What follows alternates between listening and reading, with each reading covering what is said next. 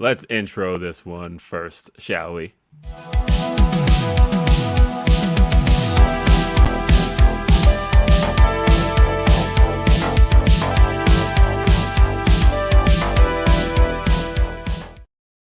And welcome to the Fightful post show. It is Saturday. It is January 28th, 2023.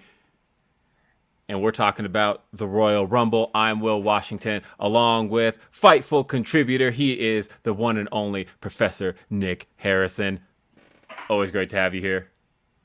Always good to be on, man. Will, it's good to see you, and hope everybody enjoyed the Rumble. It was a fun experience, and I'm ready to talk. I'm ready to talk about this, man. Like for real, I got my note cards right here. I'm ready to go. Let's get it.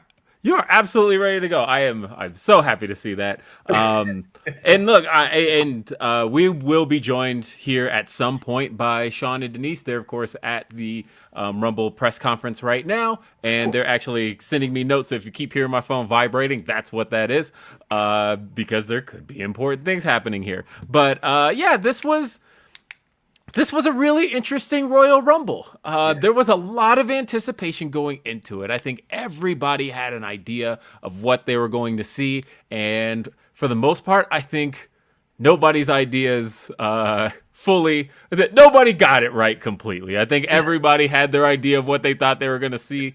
And for the most part, I think in a way there were a lot of surprises, and in a way there weren't. But at the end of the day, I think I walked away ultimately pleased with most of what I saw.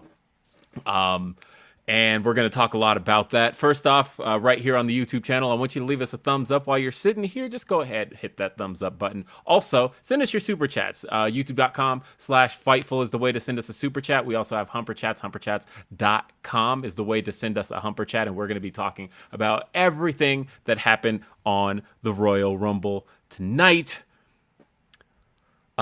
Look, I'm not one to I told you so things, but I will say this. I've been saying for a while now that I had zero belief that The Rock was going to be involved in anything. I didn't think he was going to do WrestleMania. It wasn't like a true knock-on thing. The comparison I've been using is like Rock's tone whenever he'd be asked about, possibly performing with Roman Reigns, doing something at WrestleMania, all of that. It always sounded like the way I sound when I'm going to tell my kids no, but I don't quite have the reason yet. And so, like, when people would go, hey, are you going to be at WrestleMania? You go, we'll talk about it. We'll see. And everybody's like, oh, he's being coy. And I'm like, no, I think he's trying not to hurt your feelings right now. But because I've heard the response of, well, Rock's had 17 months to really know if he was going to work WrestleMania. Yeah, I think he knew 17 months ago he wasn't going to work WrestleMania. I think it's just now coming out that it wasn't going to happen. Roman did that appearance on The Tonight Show. Great appearance, by the way. I thought he was phenomenal on Jimmy Fallon last night. But Jimmy Fallon asked straight up, what about the rumors? Are you going to face The Rock at WrestleMania?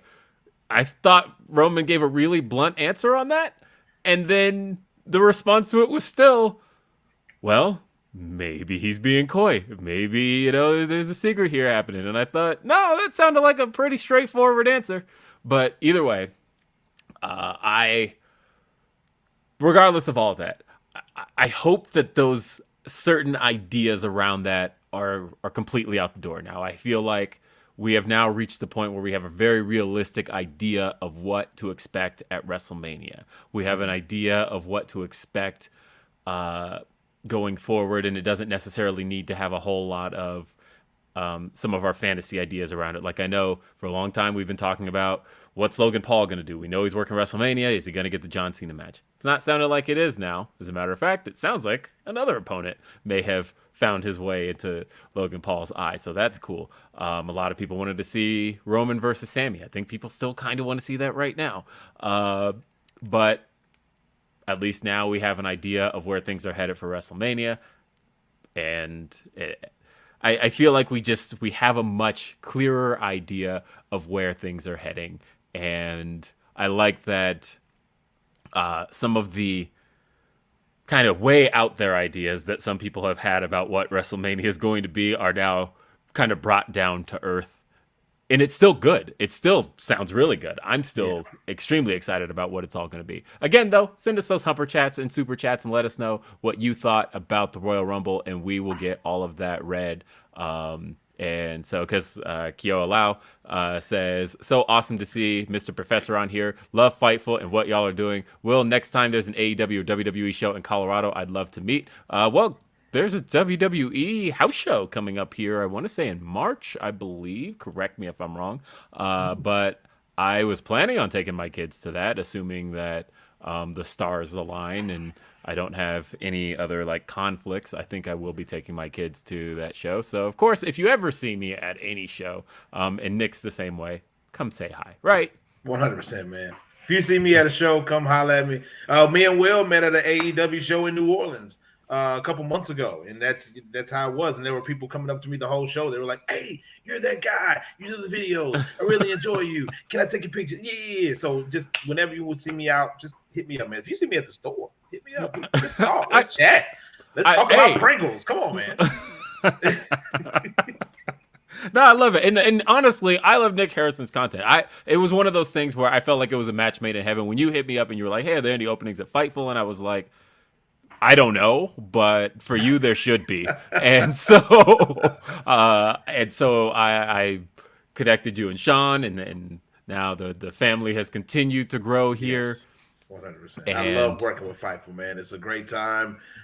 Doing the stuff with the Fightful TikTok is great, but also getting the opportunity to do these types of things, working with you, doing Day After Dynamite, going back on Fightful Overbooked for the All-Star game. So I'm looking forward to doing more and more with the Fightful family as it arises. So thank you for the comment. I appreciate that. I'm happy to be here. And I enjoyed the Rumble too, man. And I'm the same way.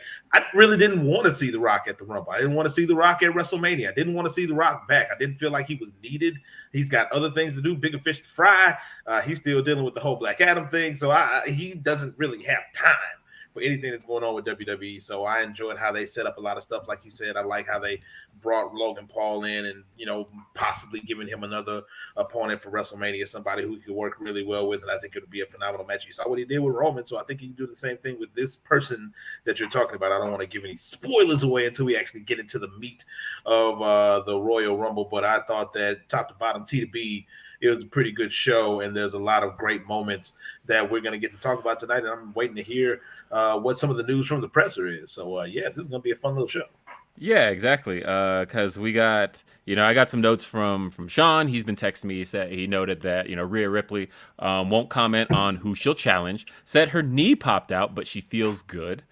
So that's it's good to know that she feels good. Hopefully that's something that they don't look at a day later and find out that it's far worse. So hoping for good things for Rhea Ripley. Bray won't admit what Taker said to him. That'll probably be an eternal mystery, and that's probably okay. I actually prefer the memes anyway. And he says he and Alexa are connected and will have something down the line he sure will be memorable. So because I've talked about that, how I felt like even though it's kind of connected on those same lines of they've got the Uncle Howdy stuff going, for the most part, I felt like Alexa and Bray exist on two different planets. Like they've got similar stuff happening, but none of it seems to be tied together. And I thought the Rumble would be the night to bring it all together. It kind of wasn't. It still felt like it existed in two different worlds. Yeah. Yeah, so it's good that it's kind of separated. You know what I'm saying? It's like two different things. She's got her thing, he's got his thing. So yeah, I like that. I like that a lot. I don't want them to be constantly tied together. I want them to be able to have their own separate things. Yes. And Cody says he liked the structure of being in creative. Hold on. Let me read this. Cody says he liked the structure of creative in WWE, but also likes being free sometimes. He says it was easy under Vince McMahon for him, and it's easy now under Triple H. This is Cody's first WWE rodeo without Vince McMahon. This is a really interesting thing that, Cody came in last year and was out on injury before Triple H took over creative. And so this is his first time working under Hunter. And I was always curious to how that was going to shake out. There was a piece of me that was wondering, is it actually going to happen, or is Vince going to return just in time for Cody to basically have never gotten to work under Triple H? In Simmons 211 says, here's a donation just from one brother to two amazing brothers hosting. Thank you, In Simmons. Always appreciate that. And we've got Tyrone Kidd says, and I'll probably adjust that green there, by the way, just because it doesn't seem to match. Give me a second. That's bugging me, and I'm way too much of like a snob for these things, so we're just gonna turn that red. Sorry, whoever had the green set for other Fightful things, but that's now officially red. That was going to drive me nuts. Tyrone Kidd says, the guy from the video? I thought he's the guy with the Big Show and Rikishi. Love you, Nick. Keep killing it. I think there's been enough talk, Will. It's time for... Nope. It's actually pretty good, though. It's funny that picture, the picture that he's talking about is the one from the Big show where they took with like Mick Foley and Rikishi and all those guys. But I put that picture out there, said that I had met all of them, but it was really Mark Henry, and it fooled so many people, and they really thought it was me, but it was Mark Henry. So that's thank you for bringing that up. I appreciate it. Yeah, the internet. Philosopher Wazim says, the Royal Rumble is the ultimate test. The greatest challenge isn't to not get thrown off the top rope. It's getting down the ramp without getting winded. I mean, honestly, I want to see Nikki Cross's entrance like gift forever, because that run she made in was dead sprint, man. That was a complete sprint. Like, man, her cardio has got to be insane for her to do all of that and get down to the ring and still be able to do some of the stuff that she was doing. It reminded me of Forrest Gump. I actually posted that GIF. USA Network commented on it. Apparently, they agreed with me that Forrest Gump running to go get Jenny just down the road. That was 100% Nikki Cross, man. She was motoring. I mean, honestly, you know, the Ultimate Warrior entrance has always kind of been the one we always go to, right? But I think Nikki Cross can officially replace it. That's how I'm feeling right now. Van Twinblade, shout out Van Twinblade. Always love Van Twinblade. Says 0 out of 10 show, no smooching. I mean, if that's what you were after, all good. But hey, some people like cucumber. Some people think cucumber tastes better pickled. So congratulations to you. Go get it, brother. Do your thing. So let's talk about it.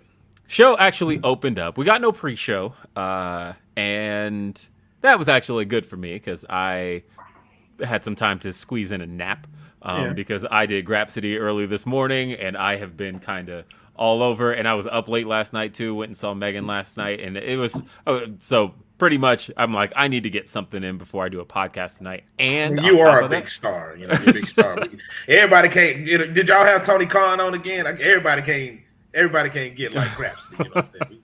That big time. Don't hide. Come on. Hey, no. First off, this very podcast here is gonna like triple Grapsody numbers just because that's how these post shows do. But as Fightful was reported on Fightful Select earlier in the day. By the way, Fightful Select had a ton of scoops as far as the Rumble was concerned. We've been reporting all day as far as everything we were hearing, and one of the pieces that was dropped today was the fact that the Men's Royal Rumble was going to open the show. And we got our hands on the match card order. Nothing changed. It was exactly as we thought it was going to be. Men's Rumble did indeed open the show. There's only been a few instances in Royal Rumble history where the Royal Rumble did not close. Actually, it was a few straight years that the Rumble did not close. A lot of people don't remember that in 98 it didn't close. I don't think it closed in 96 either. Correct me if I'm wrong. It didn't close in 2006. Definitely remember that because that was the one where Undertaker lightning the ring and it collapsed, and so you couldn't have the Rumble go on last because how do you go on after you collapse the ring? And also 2013, CM Punk losing the WWE title to The Rock also did not close the show. So it's happened before. And being that it's happened before, it didn't surprise me when it was stated that the Rumble wasn't going to close.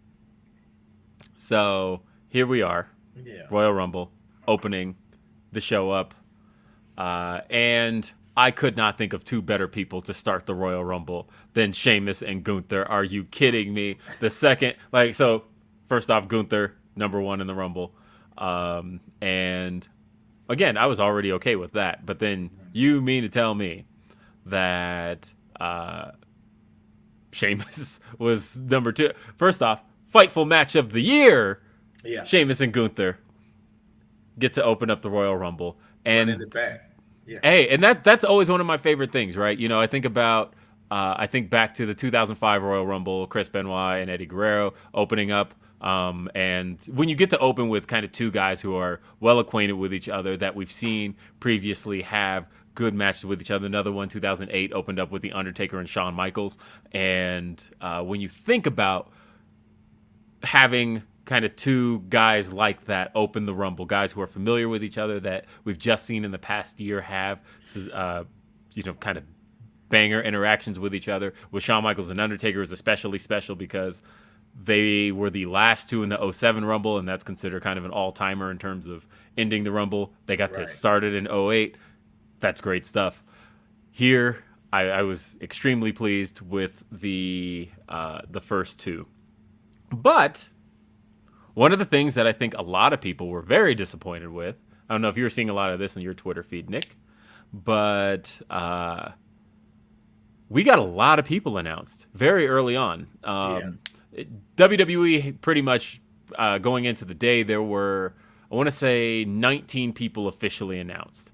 And then PW Insider dropped a list of an additional 9, which meant that there were 28 people announced. Then WWE dropped a list of 27, but that 27 did not include, it was in the 27 pretty much matched up what the PW Insider list had, except for Xavier Woods. Yeah. So then there was is it 27 or 28? Then Xavier Woods was in the match, so then the thought was, okay, maybe it's 28. But then there was no Madcap Moss in the match, so that was one where they definitely put one on the list to fool us, and it ended up instead being Logan Paul. But a lot of people were annoyed at the idea of the list of Rumble participants for the most part being out. Do you prefer to kind of know who's in it, or are you one that would love it to just be kind of a blank slate, don't tell us anybody? I'd like to know who the majority of the people are going to be, and I like the fact that not everybody was announced. I like that there were a couple people that, you had to kind of wonder about it, and they did fool us with the Moss deal and put Logan Paul being in it. Ray was supposed to be in it. Technically, there were only 29 entrants in the Royal Rumble this year, as Rey Mysterio never made it out to the ring thanks to Prison Dom. Yes. Now, the story around that, of course, is that Ray was pretty banged up after the match just last night with Karrion Kross. Yeah. And so I don't know what the exact story behind that is, and I'll work to get more details on that. But my understanding is that there was some legitimacy to why Rey Mysterio was not able to compete. Which is totally fine. I thought it was more to set up a possible match between himself and his son at WrestleMania, which is kind of what I'm looking towards and thinking that it's going to be anyway. But it was, I did not mind there being a list being out at all, and still leaving room for some surprise entrants in the men's Rumble. So yeah, I didn't have a beef with it. I did see it on my Twitter feed where there were a good number of people who were upset about the list being out already and already knowing who a lot of the entrants were going to be. But and I know that part of the allure of the Rumble is who's going to be in the Royal Rumble, who are the surprises going to be, who are some people who aren't possibly in the company right now that are going to end up in the company, who's been injured but will be returning for the Rumble this year. A lot of people look forward to those types of things, but I didn't have a big beef with it. I just wanted there to be a good Rumble match. Well, yeah, I think the big thing is, again, there were a lot of people who had a lot of ideas. I mean, I think this was the longest list of rumored participants I had ever seen going into a Royal Rumble. The idea that I heard everybody from The Rock's going to be in this. Stone Cold Steve Austin's going to be in this. John Cena's going to be in this. Jay White's going to be in this. Right. CM Punk's going to be in this. Randy Orton's going to be in this. Matt Riddle's going to be in this. the list went on and on as far as who could possibly show up, to the point of where the two surprise entrants we got weren't on a whole lot of people's lists. Edge was on a lot of them, but he wasn't high up as far as the wish list of Rumble participants was concerned. Booker T was not on anybody's. And so either way, that those were the, I'd say, so it was Booker T, Edge, and Logan Paul were the three surprise entrants we got. Right. I get why WWE does this, and I think a big piece of it is level setting. I think it is expectation settings. There were a lot of people, and everybody I named there, a lot of people wanting Sami Zayn in the Royal Rumble, a lot of people who thought Sami Zayn was going to win the Royal Rumble. And I think WWE did everything in their power to try and tell you he's not even in the Rumble. And we put out a list of everybody available on the main roster.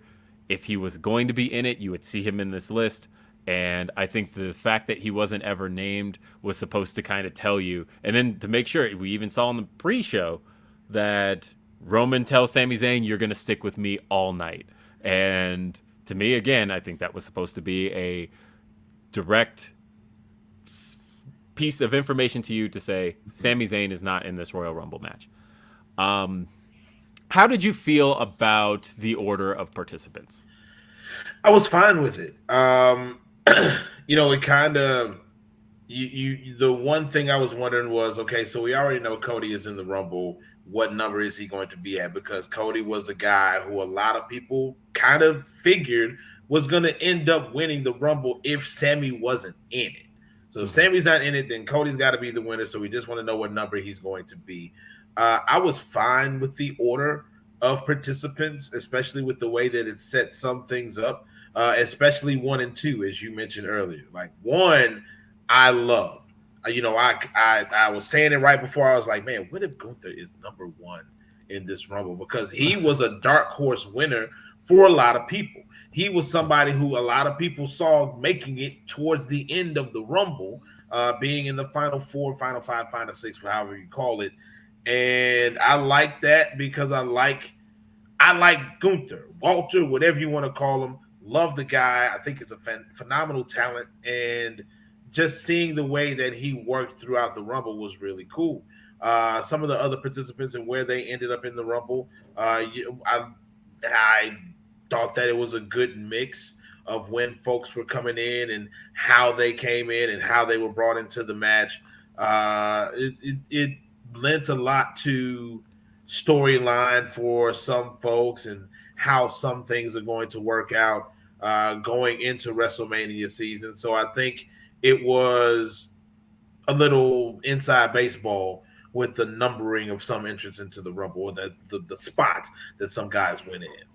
How did you feel about Brock Lesnar having such a short stay in the Rumble? He came in like a house of fire. He had so looking at the stats here, Brock had 3 eliminations, but in coming in, it was I will say this: Brock Lesnar definitely got a payday for. Yeah. He was in there for 3 minutes and 34 seconds, according to the stats here. That's one of the shorter stays in the Rumble. Even The Miz, who was tossed out like a sack of shit, he even got 4.5 minutes. But yeah, a lot of guys didn't get a whole lot of time. Angelo Dawkins didn't get a whole lot of time either. Yeah. Otis was tossed out pretty quickly. Yeah. Elias only got some seconds. But here we had Brock Lesnar came in. I thought it was a great moment. I think that Brock's presence, it got a really big pop. As soon as Brock hits, that a star is entering. And, he came in Suplex City mode. But to tell the story that they did with him and Bobby Lashley also didn't really feel like it looks like he got a good amount of time, but I felt like the way he went out, because he was eliminated by Seth Rollins, I thought it felt a little unceremonious. I liked the moment between Brock and Bobby. I thought Bobby eliminating Brock was like that popped me huge. How did you feel, though, about Bobby's presence in it? I think go back. I'll go back to your original question about how long Brock was in the Rumble. I thought that was fine.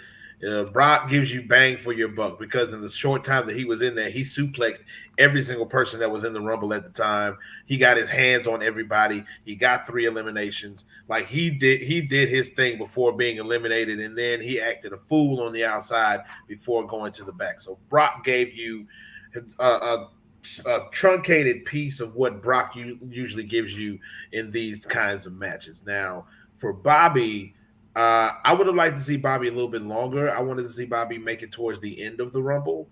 For But I think that, again, it's setting up something for later. Like Bobby eliminating Brock and all the stuff with Brock coming back and then costing Bobby the United States Championship on Raw.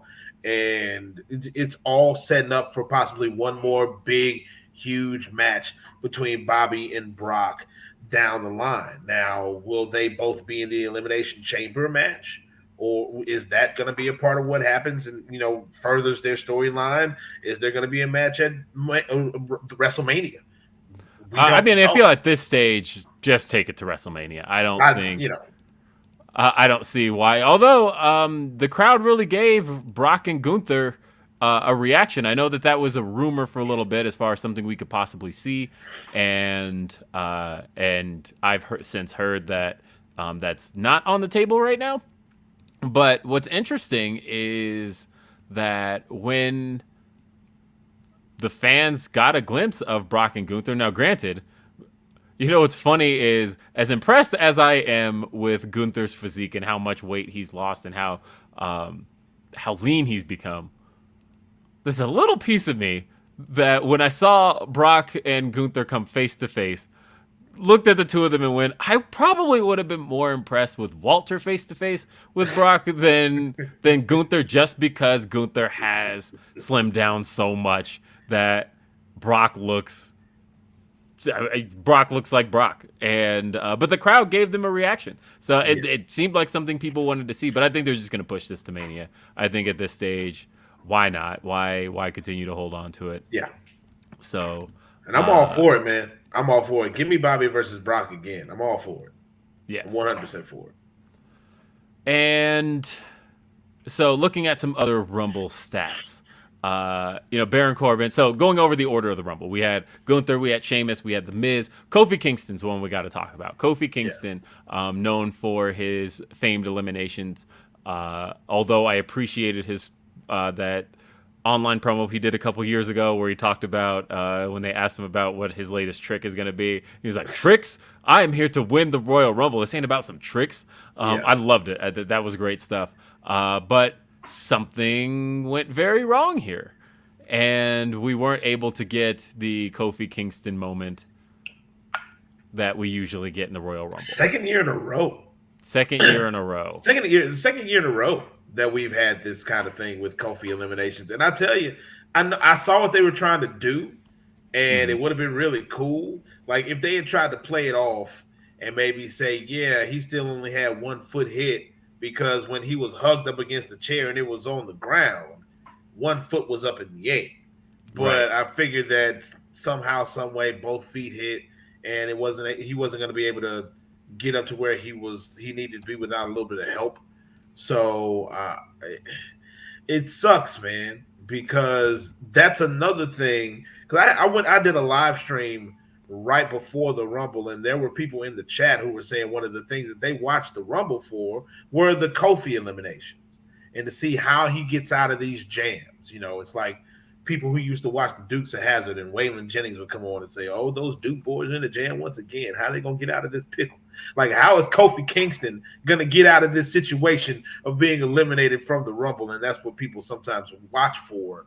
And for 2 years in a row, we haven't had to get that moment. And it sucks, man. It does. It stings. It's terrible. And this is Tony M's question, by the way, was, do you know what happened with the Kofi chair spot? And Nick just described it here. It didn't go the way it was supposed to, and there was no way out. You could tell on commentary they were trying to recover. Speaking of commentary, by the way, we had Pat McAfee back on the show. Pat McAfee, that was a surprise. I thought he was going to be the number one entrant in the Rumble when his music hit. I thought, we're just doing this, huh? But no, he was back on commentary. We had a trio of Michael Cole and Corey Graves and Pat McAfee on commentary for the entirety of the show. I don't know what that means. Is Pat McAfee back permanently? Did they say that?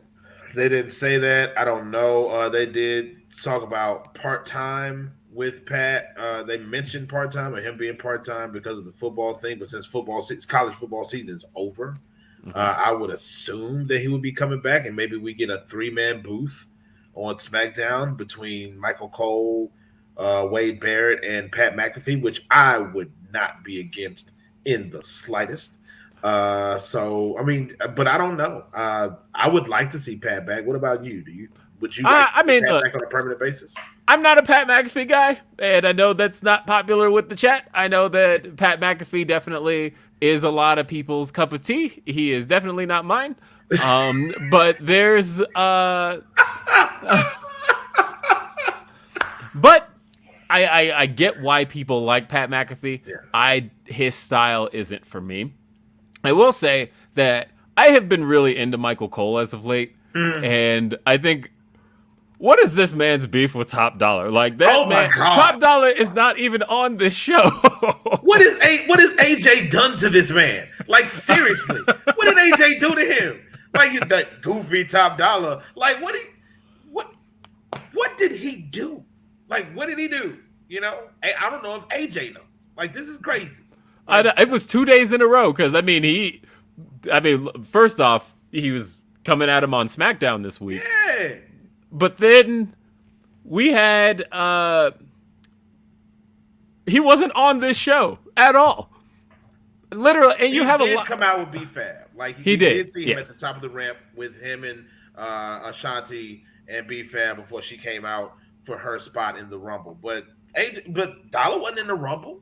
No, that was where Michael Cole was coming at him. And he was just coming at him. He landed better than Top Dollar. He did a better job going over the top rope than Top Dollar. Like, what are we doing? You saw what happened to Ricochet because of what he was saying about Top Dollar. Michael Cole, you want some of that too? Do you want some of that smoke? I don't think you do, sir. Going down the entrance some more, we had Johnny Gargano. I have been kind of a big critic of Johnny's run since coming back to WWE. I've had concerns about kind of where he's been placed and what they've been doing with him. I feel like it's not to say that Johnny is necessarily bad at the non-wrestling stuff, because when you watched NXT and you saw the way, you knew that stuff he could do. But I feel like as a guy whose moniker is Johnny Wrestling, I thought they weren't giving him enough of that in his run on Monday Night Raw. And I don't know, I feel like the response to him was fairly tepid. I thought he was in that match for 30 minutes, by the way, but it didn't feel like he got much. He got 0 eliminations in that time, and the reaction to him wasn't all that great. I have concerns about this run of Johnny Gargano's. First of all, why are you messing with Rebel Heart? That's first and foremost. Why are we touching Rebel Heart? Like, it was fine exactly where it was. It didn't need to be touched. And that was my big thing, that they messed with that. And that kind of threw me off at the very beginning. I was like, what is this song? It's Rebel Heart. Is it really? Why? But then he gets into the match, and like you said, it doesn't really make a dent. Like, it didn't do a whole lot, and it was almost as if he was just a body for the Rumble, like an extra body that might have been needed. Didn't really get a pop like talking about it. It just, I mean, it left a little be desired. I want more for Johnny. I do too. Because we saw the run in NXT. We know the kind of competitor that he is. Maybe a reunion with Ciampa when he gets healthy and, do a DIY deal, maybe something like that. I don't know. Would recharge, refresh, invigorate what Johnny's trying to do, but I want more for him. I don't think I need more from him, because he doesn't really disappoint whenever he gets into the ring from me. But I think I want more for him. Like I want them to try. Maybe they're struggling to try to find what his place is going to be on the main roster. I don't know, but we shall see.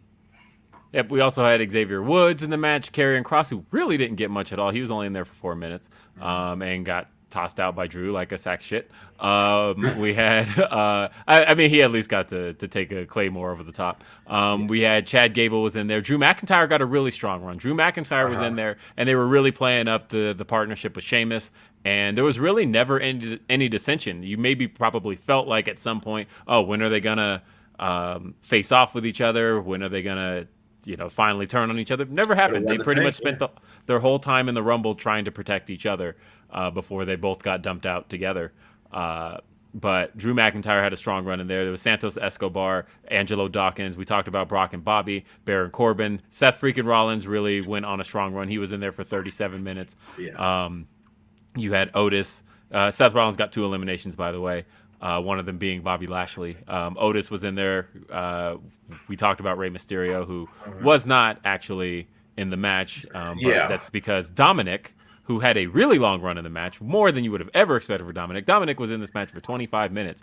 Dominic Mysterio came out in Rey's mask, and he basically got the show out in the Rumble. As a matter of fact, the entire Judgment Day really got to have the faction spot in the Rumble this year. There was a point where all of them were in the ring together. They got some pretty good run. Yeah, they did. Elias, like we said, he got dumped out. Finn Balor, he was in for about 7 minutes. He had 2 eliminations. Booker T came in, did a spinneroonie, and then got thrown out 40 seconds. We had Damian Priest again. We talked about the fact that the whole faction was in there. One of the more disappointing runs I thought was Montez Ford at 24 or 23. Montez Ford was out in 40 seconds. Was in there for just a second. They got dumped out, but did have one of my favorite moments of tonight's Rumble where he's outside, he's looking at the Judgment Day in front of my friends. In front of my friends, like that was hilarious to me, and that was kind of. But we're talking. I'm watching with a buddy of mine as Montez Ford is coming out, and we're talking. It's like, here we go. Montez is about to get that shine. He's about to come in, make a couple of eliminations. Maybe he makes it to the final 5 or 4. Makes a good run in the Rumble, and people start to see that singles potential that we see for Montez Ford. Was not the case. Not the case at all, and it was kind of disappointing to not be able to see Montez Ford get that rub and get that run in the Rumble. That's what I wanted to see. I wanted to see him do a little bit of just, we know what Montez Ford brings to the table, and we usually get to see a whole lot of cool athleticism, and a Rumble is a really good place to showcase that. I was disappointed that we didn't get to see much from that. Broadway Joe says, Bobby was the only elimination where I thought, oh, that's weird. Everything else was what you'd expect, maybe injury. I don't think it was. I think it was just a story they were telling that, Seth and Bobby and Austin Theory have been so tied to each other over the last couple of months that I think, and then of course Bobby himself has been tied to Brock. So I think Bobby told the story he was there to tell, which, speaking of which, Mr. Andrew says, it was a very story-driven men's Rumble than past years. It wasn't anything crazy with the surprises, but focused on storylines, starting, ending, and continuing. That's definitely something we got out of this Rumble. Long-term storytelling, Will. Long-term storytelling. Shout out Public Enemies, by the way. We also saw, which, by the way, we are at the 1-year anniversary of that bit. Shout out to Public Enemies, but that all started at Seth Rollins coming in with the Shield stuff, and that whole bit for them blew up at the Royal Rumble last year. You're 100% correct. Yes, sir. I'm just now remembering where that bit came from them. But shout out Public Enemies podcast. Next one in was Edge. He was a surprise entrant. He wasn't in very long at all. He basically came in and got to wrap up the Judgment Day storyline. He got to eliminate Finn Balor and Damian Priest, who then turned around and eliminated him, which then led to the return of Beth Phoenix, who got to spear and take out Rhea Ripley at the top of the ramp. Yes, that was a great moment. Again, just the Judgment Day and Edge and Rhea and Beth all intertwined because again, they always ask the question, how do you solve the Rhea Ripley equation? And Beth kind of answered that question. And she does kind of answer that question because she's a Amazon, man. It's Beth freaking Phoenix. So, of course, she's going to be able to kind of step up to the plate. But I think that whole interaction was really great. And like the comment just said, a lot of storylines being driven in this year's Royal Rumble, which speaks to the booking that WWE has done over the past couple of months, leading into this point and kind of building these stories. It was a very story-driven Rumble, to be honest. With the men's Rumble and with the stuff with the Bloodline, very story-driven Rumble, and I like it. I like it a lot. Yeah. Continuing on, we saw Austin Theory make his way in. Then we saw Omos. Braun Strowman, who was tied to his tag partner Ricochet, and then at 29 we had the surprise entrant of Logan Paul, and pretty much at that point we knew who number 30 was going to be, the centerpiece of the Royal Rumble, the one we knew the entire time was going to be in this match, and it was just a matter of what he was going to do. I had concerns, honestly, about him coming in at number 30. I was worried that he wasn't going to get to do enough. I thought about last year's Royal Rumble with Brock coming in so late and the ending stretch of the match not going very long. But pleasantly surprised. Cody Rhodes was number 30. But it wasn't a quick number 30. Cody Rhodes came in and had himself a good little Rumble match. He had 5 eliminations in here. He had a very long stretch with the number 1 entrant. This was the first time ever that a number 1 and a number 30 were the final 2. And Cody, I think he had a really strong Rumble showing for being a number 30. Yeah, I think so too. It makes me think of, and I was watching that Rumble earlier today. I think, was it 2008 where Cena came in at 30 and won the Rumble? And had a pretty good run. Greatest Rumble moment of all time. It's a great moment, man. There are a few Rumble moments I love more than that one, but there are some times when I am down because this is what I do with my spare time, by the way, folks, is I watch old wrestling moments to get that like feeling to get those goosebumps that I had at the time. I'll go back and watch that stuff to remember how I felt. And a moment I go back to often, I can recite the commentary word for word. When as soon as JR says, "Oh, wait a minute, my God, it's John Cena," like that moment gets me every single time because the feeling of that moment, what really made it work was one, how WWE lied to us about his injury. I know they like to kayfabe and say that, oh, Cena recovered in superhuman time. That's not what happened. The injury wasn't as severe as they originally said. And the funny thing was, at the time, shout out Mike Johnson, PW Insider reported the original correct injury time. The day of his injury, PW Insider reported John Cena to be out 3 months. Yeah. And we were like, okay, 3 months, that sounds right. Then the next day, WWE was like, 6 to 12 months is how long Cena will be out. And nobody at the time thought to question WWE on that and was like, hey, maybe they're lying about this because they're setting him up to return at the Rumble. And that original time that the dirt sheets broke of 3 months was actually correct. But either way, he was in so few people's minds. And the funny thing is when that music hit, I remember I had this feeling of like, there's no way. John Cena's not here. And you see him walk out, but his head is down. And there's this like moment going through this thought going through your head of, maybe it's not really John Cena. Maybe it's just somebody messing with us. And then he looks up. And that moment where he looks up and you get this realization that it's actually John Cena, that he actually came back. Amazing moment. Such a great moment. If you didn't get to experience that live, I feel sorry for you because that was magic. That was something special that has been really hard to duplicate. You can't really duplicate that now. Even when you look at like Edge's return in 2020, that had been spoiled all over the place. Edge had been trying to deny it. He was like, I got some magical surgery that fixed my neck. Come on, guys, you know. And everybody who knew was just like, okay, Edge. And it turned out, he returned at the Rumble. It was a cool moment, but it was like the worst kept secret in spoiler history. Right. But Cody here, man, Cody Rhodes. I know there was a lot of unfounded speculation over how this would be received. I know there are a lot of people saying, "Oh, Cody's going to get himself booed again, like he did in AEW, because people are going to feel slighted by the fact that they're not getting the Sami Zayn story." None of that happened. I didn't expect any of that to happen, but sure enough, none of that happened.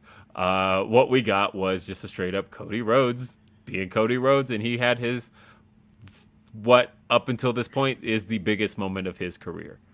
Yes, it was great. I loved his run in the Rumble and some of the spots. I loved him doing the Shattered Dreams spot as a shout out Yeah, to that his was cool. brother. Kind of, it's tying into what Swerve said on Rampage on Friday. So it all kind of tied together. It was really cool. We all kind of saw it coming, but I think he met or exceeded expectation of what he was going to be able to do in the Rumble. And now we've set up. Well, now we wonder and wait. It's because of the events of everything else that happened at the Rumble tonight. We wonder how it's all going to tie into WrestleMania. Like, what is Cody going to do at WrestleMania? There have been those ideas that were floated out before the Rumble. What is going to happen night 1, night 2, how the belts might be split, and all of this other stuff that's going on. So I don't know. It's all honestly, you know what I want? Speculation. I want it as straightforward as possible.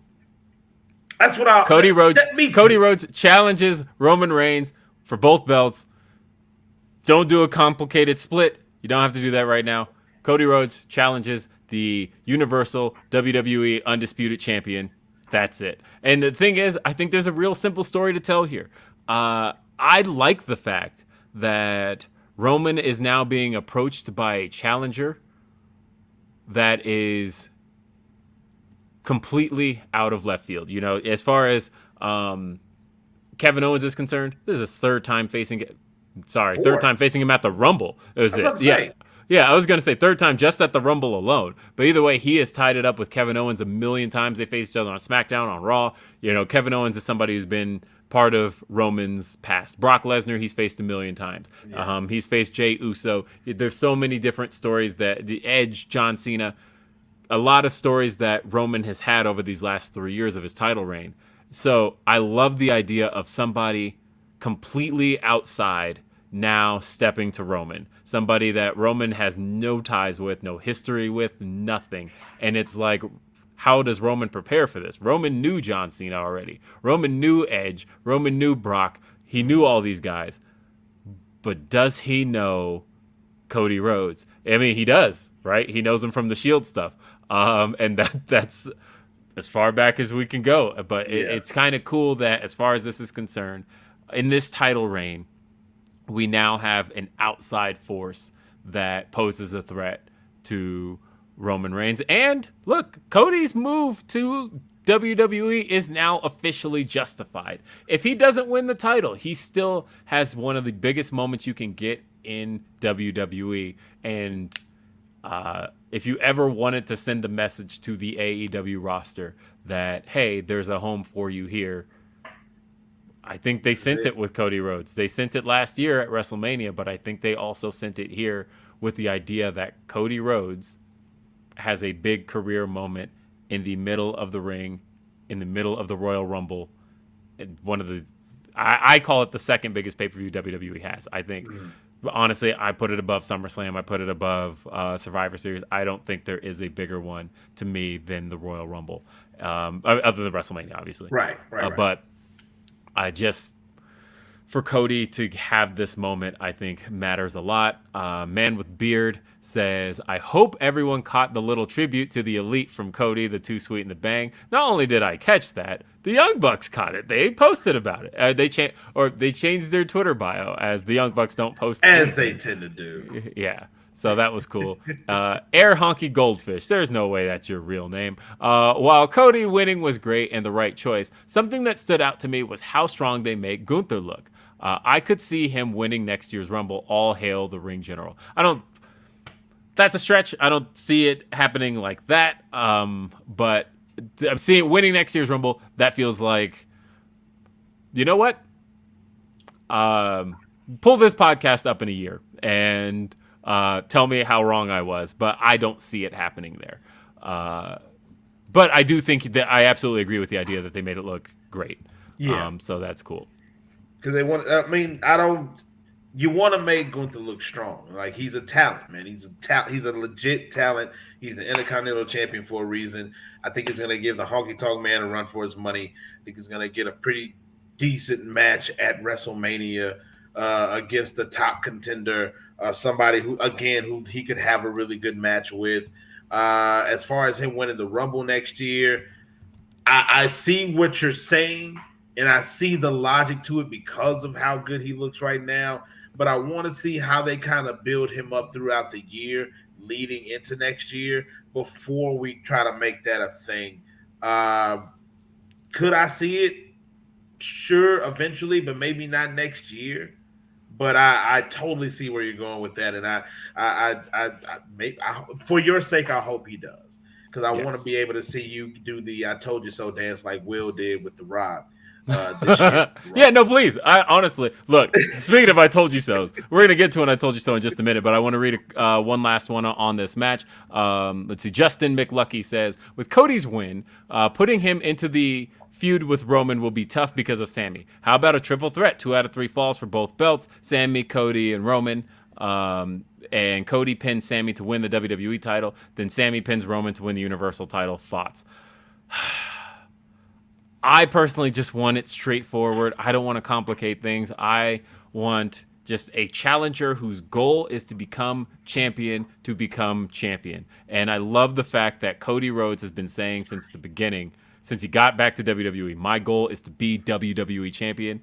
And now he's on the path for that goal. I love the simplicity of professional wrestling, of somebody wanting to challenge for a title and getting to it. I think Sami will probably get his shot probably next month. I think you could probably do it in his hometown of Montreal at Elimination Chamber and kind of blow that off. Because I think whenever it happens, Roman's going to beat him. Like, that's the thing is, that was the concern I had all along, where the talk was, Sami could win the Royal Rumble. I would have loved to have seen that happen as far as a moment. But I think when you put those two in the ring, like, Roman's going to beat Sami. And it's not just Sami's going to beat him. I mean, Roman's going to beat him. Like, that's how I feel that's going to ultimately play out. And I don't know. But we'll talk about that. We'll talk about it when we get to the ending. But I do want to read a word from our sponsors. If you're on the road like I am, or at home, you want to make sure you get a good shave. You want to make sure that you're taking care of yourself.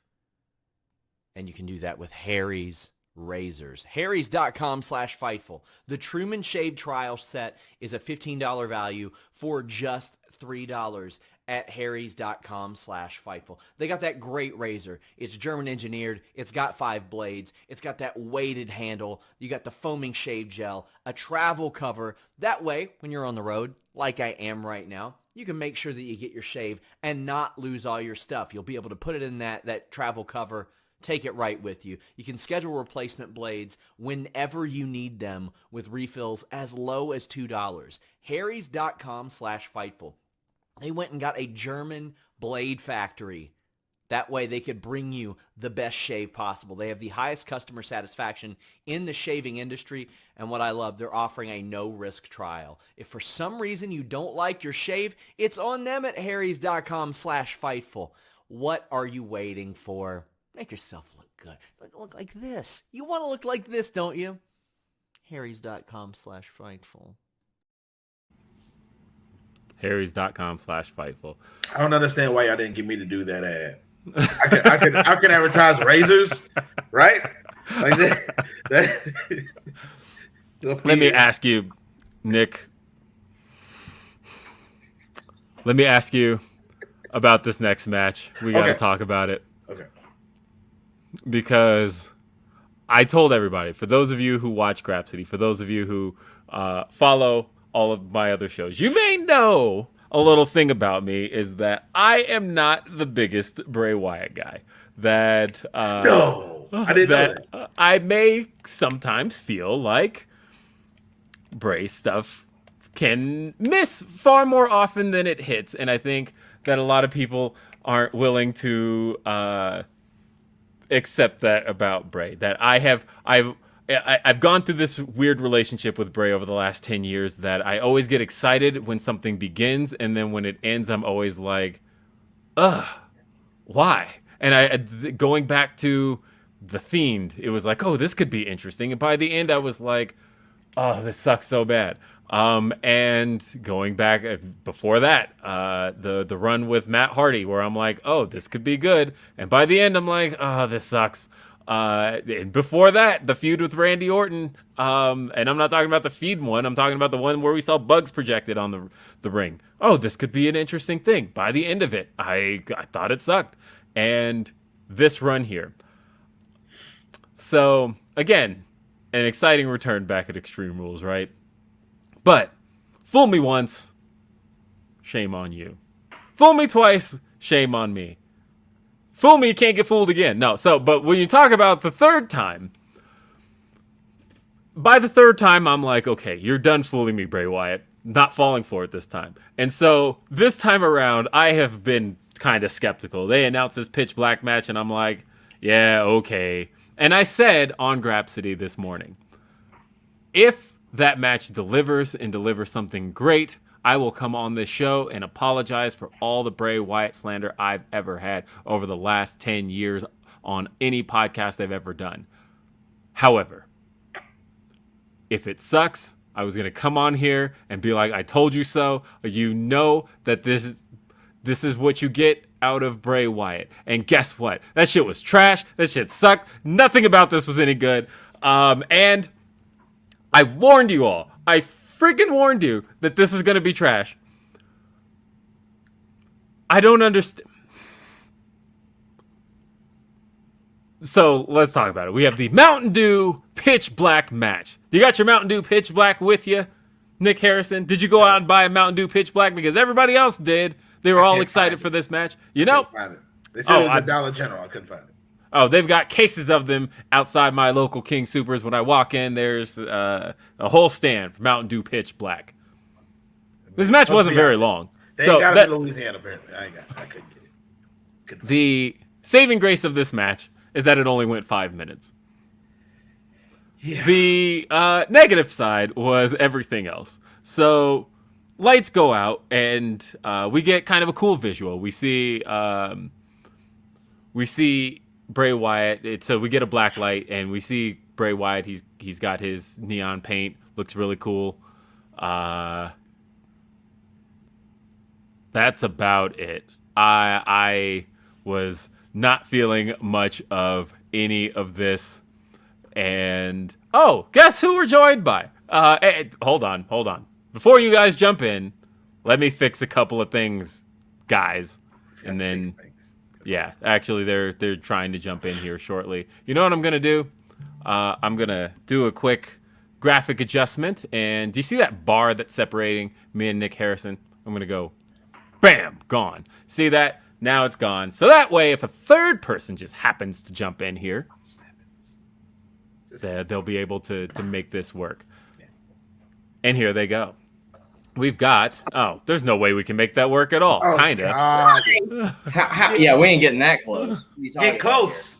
Get a little closer. This is so shy. This is like Daddy Mace video. Either both come out or no one comes out. I'm getting paid regardless, so as long as my pinky comes out. Pinky's out. Go, Sean, get in the camera. You love the attention. Pinky's out. What is this what we're doing? Is our connection okay? Will, it's actually pinky out, man. What are you doing? It's actually good. Pinky's out. Pinky's out. Pinky's out. Pinky's out. Pinky's out. Okay. Pinky's out. Okay. Yeah, I mean, connection's there are other ways to do this. Oh yeah, we can do there's that. Like that. Yeah, that looks better. Yeah. Except then my head's cut off, That so then we looks might as well better. just like drop the overlay. Well, yeah. There we we can go. do that. Yeah. So we just got out of the presser. It was a fun time. Denise was loud. Will, could you believe that?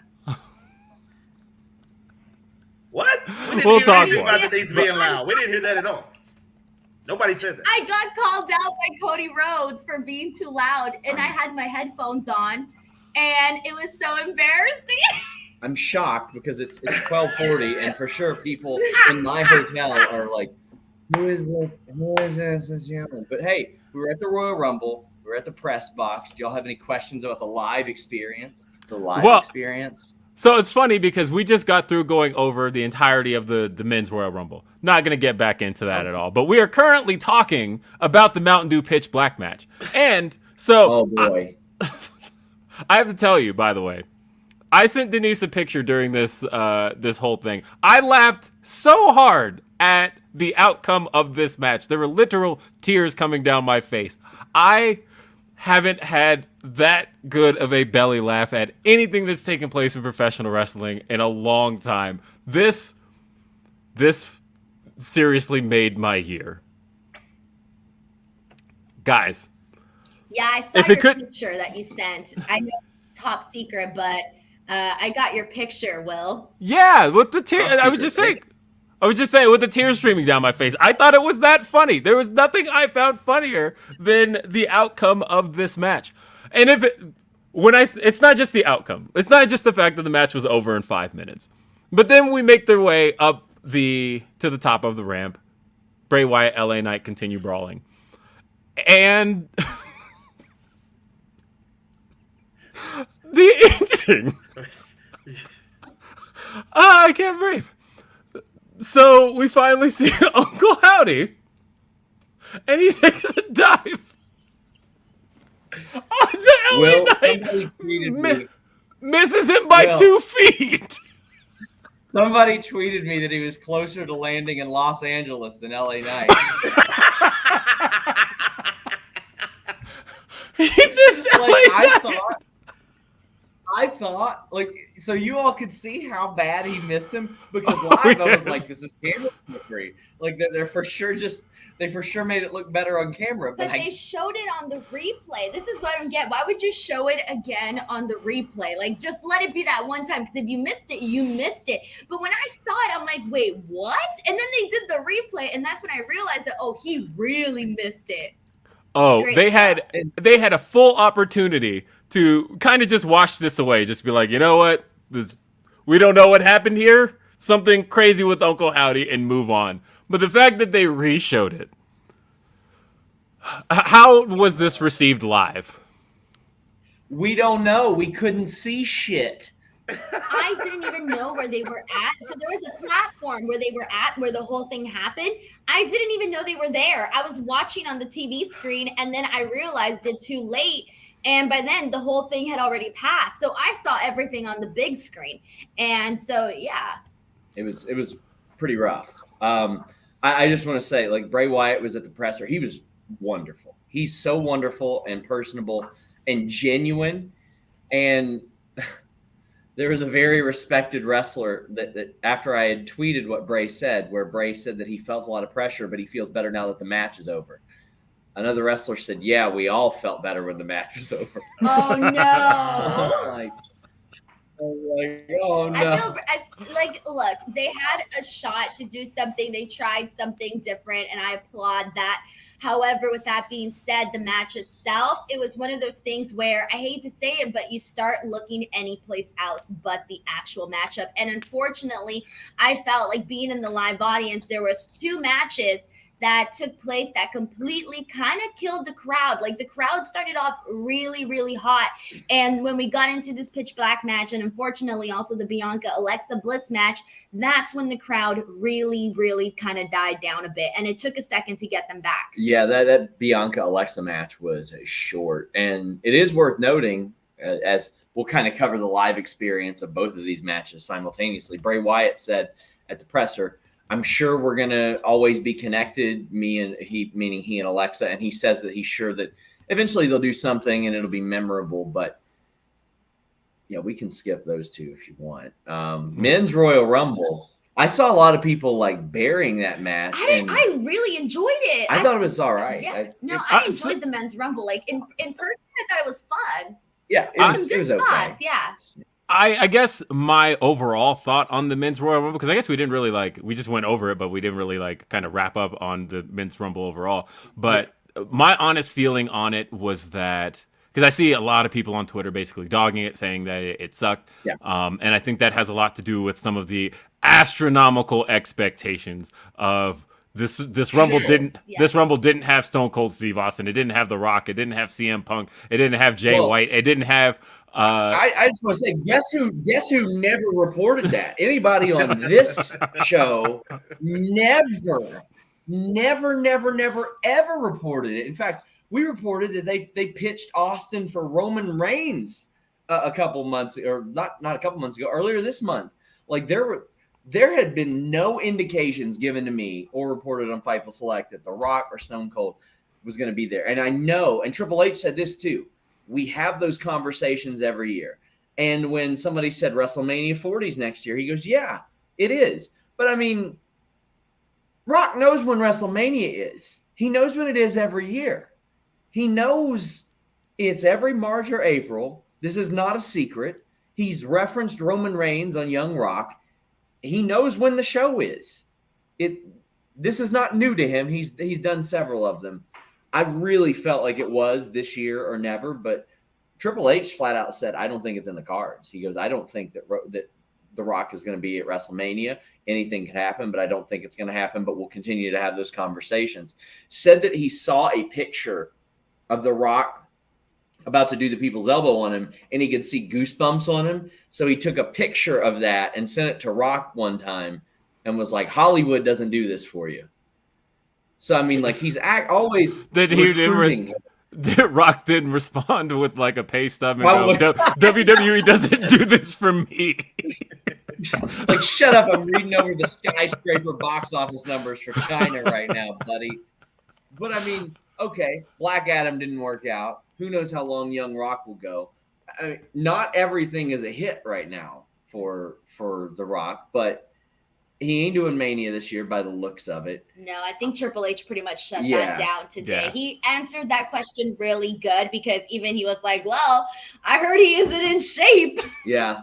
I mean, look, Roman did the Tonight Show yesterday and shut it down there. And people were like, oh, maybe he's being coy. And I'm like, no, that's not being coy. That's being blunt. What are you talking about? But either way, my feeling overall on the Rumble was that I think it was a very by-the-numbers Rumble. It definitely didn't take any chances other than their very, very cool Logan Paul Ricochet spot. Yes. But I think for the most part, it didn't take any chances in terms of doing something different with the Royal Rumble. You know, when you look at the 2010 Royal Rumble and you had the Straight Edge Society stuff with CM Punk trying to recruit throughout the match, or Brock Lesnar eliminating people one by one in 2020, you have those unique Royal Rumbles that tell some really cool stories. Look who it is! We got a special guest. We're the Forbidden Door. I know. Dean and Dean here as well. We're bringing all the stars here with Professor Nick and Will Washington. But I do agree with you. I thought it was a safe Rumble. I thought it was a safe Rumble for Triple H's first Rumble. And like you said, I don't think being predictable is bad if it's good. And we've known the story with Cody all along. What did you think of this Rumble as Triple H's first? I mean, it was okay. That's the general feeling. I don't think it's bad. I think it was fine, and I think that's okay too. That it didn't take a whole lot of chances. It was fine. I'll tell you what I loved.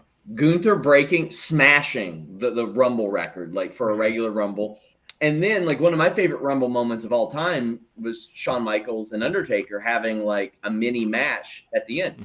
Cody and Gunther did that, and it was such a unique thing because you had the babyface fresh at number 30, but with a ton of ring rust, and the heel was the guy who had been there for 70 minutes. Yeah. And sometimes you just see, oh, well, the reason why Gunther is the way that he is because he's just good at this. He's just really good, and he can beat anybody at any time. So I loved the finish. I actually loved the finish of both Rumbles. Yeah, they were both I was going to say, because speaking of records being smashed, I thought it was interesting, and commentary wasn't even catching it until they realized somebody wasn't catching that Liv Morgan was still in the match, right? Because they kept putting over on commentary that Rhea Ripley is setting the Women's Rumble record for time in the match. And then finally they noticed, wait, Liv Morgan's also still here. So then she's also setting the women's record. And then because Liv Morgan was the last one eliminated, they both now hold the record because they were in the Rumble for the exact same amount of time. Right. And I think that's actually kind of a cool stat and one that they should probably hold on to for a long time. And Rhea said, like, she made sure in the presser to be like, Liv deserves as much credit because she did this too. She was a part of this. She wouldn't specify who she's challenging, by the way, but I loved the finish. There were several things in the women's Rumble I really liked. Kana, that was everybody knew who she was, and that was very cool. Like everybody knew that was who Asuka used to be in that arena, or at least it felt like it. Yeah, you got a massive reaction. It was people that got like one of the biggest reactions for the women for sure. We got Sir Brendo 92 asked, "What was the presser experience like, guys?" Yeah, Denise, how was it? It was fun. Cody called her out for being loud. That was great. The clips everywhere. You can check it out. I got a FightfulSelect.com plug-in because Cody was. I mentioned that he left AEW. And he goes, "I wonder who broke that story." And I said, FightfulSelect.com did. So we got probably muted you. They were like, mute. Listen, you're not a Mountain Dew sponsor. He literally muted you. He said you were too loud. He said you're too loud. I got Cody to call Roman Reigns the best wrestler in the world. Thank you very much. Honestly, WWE does. It's very professional. It's very streamlined. It is very. It is high production value in what they do. It is very, very professional. And Triple H actually. So no robots. No robots. No robots. No robots. But no robots. Yes, but also Will barely got it. Yeah, Triple H also. Will just got it right now. I should have brought in my muffin that I had in the car.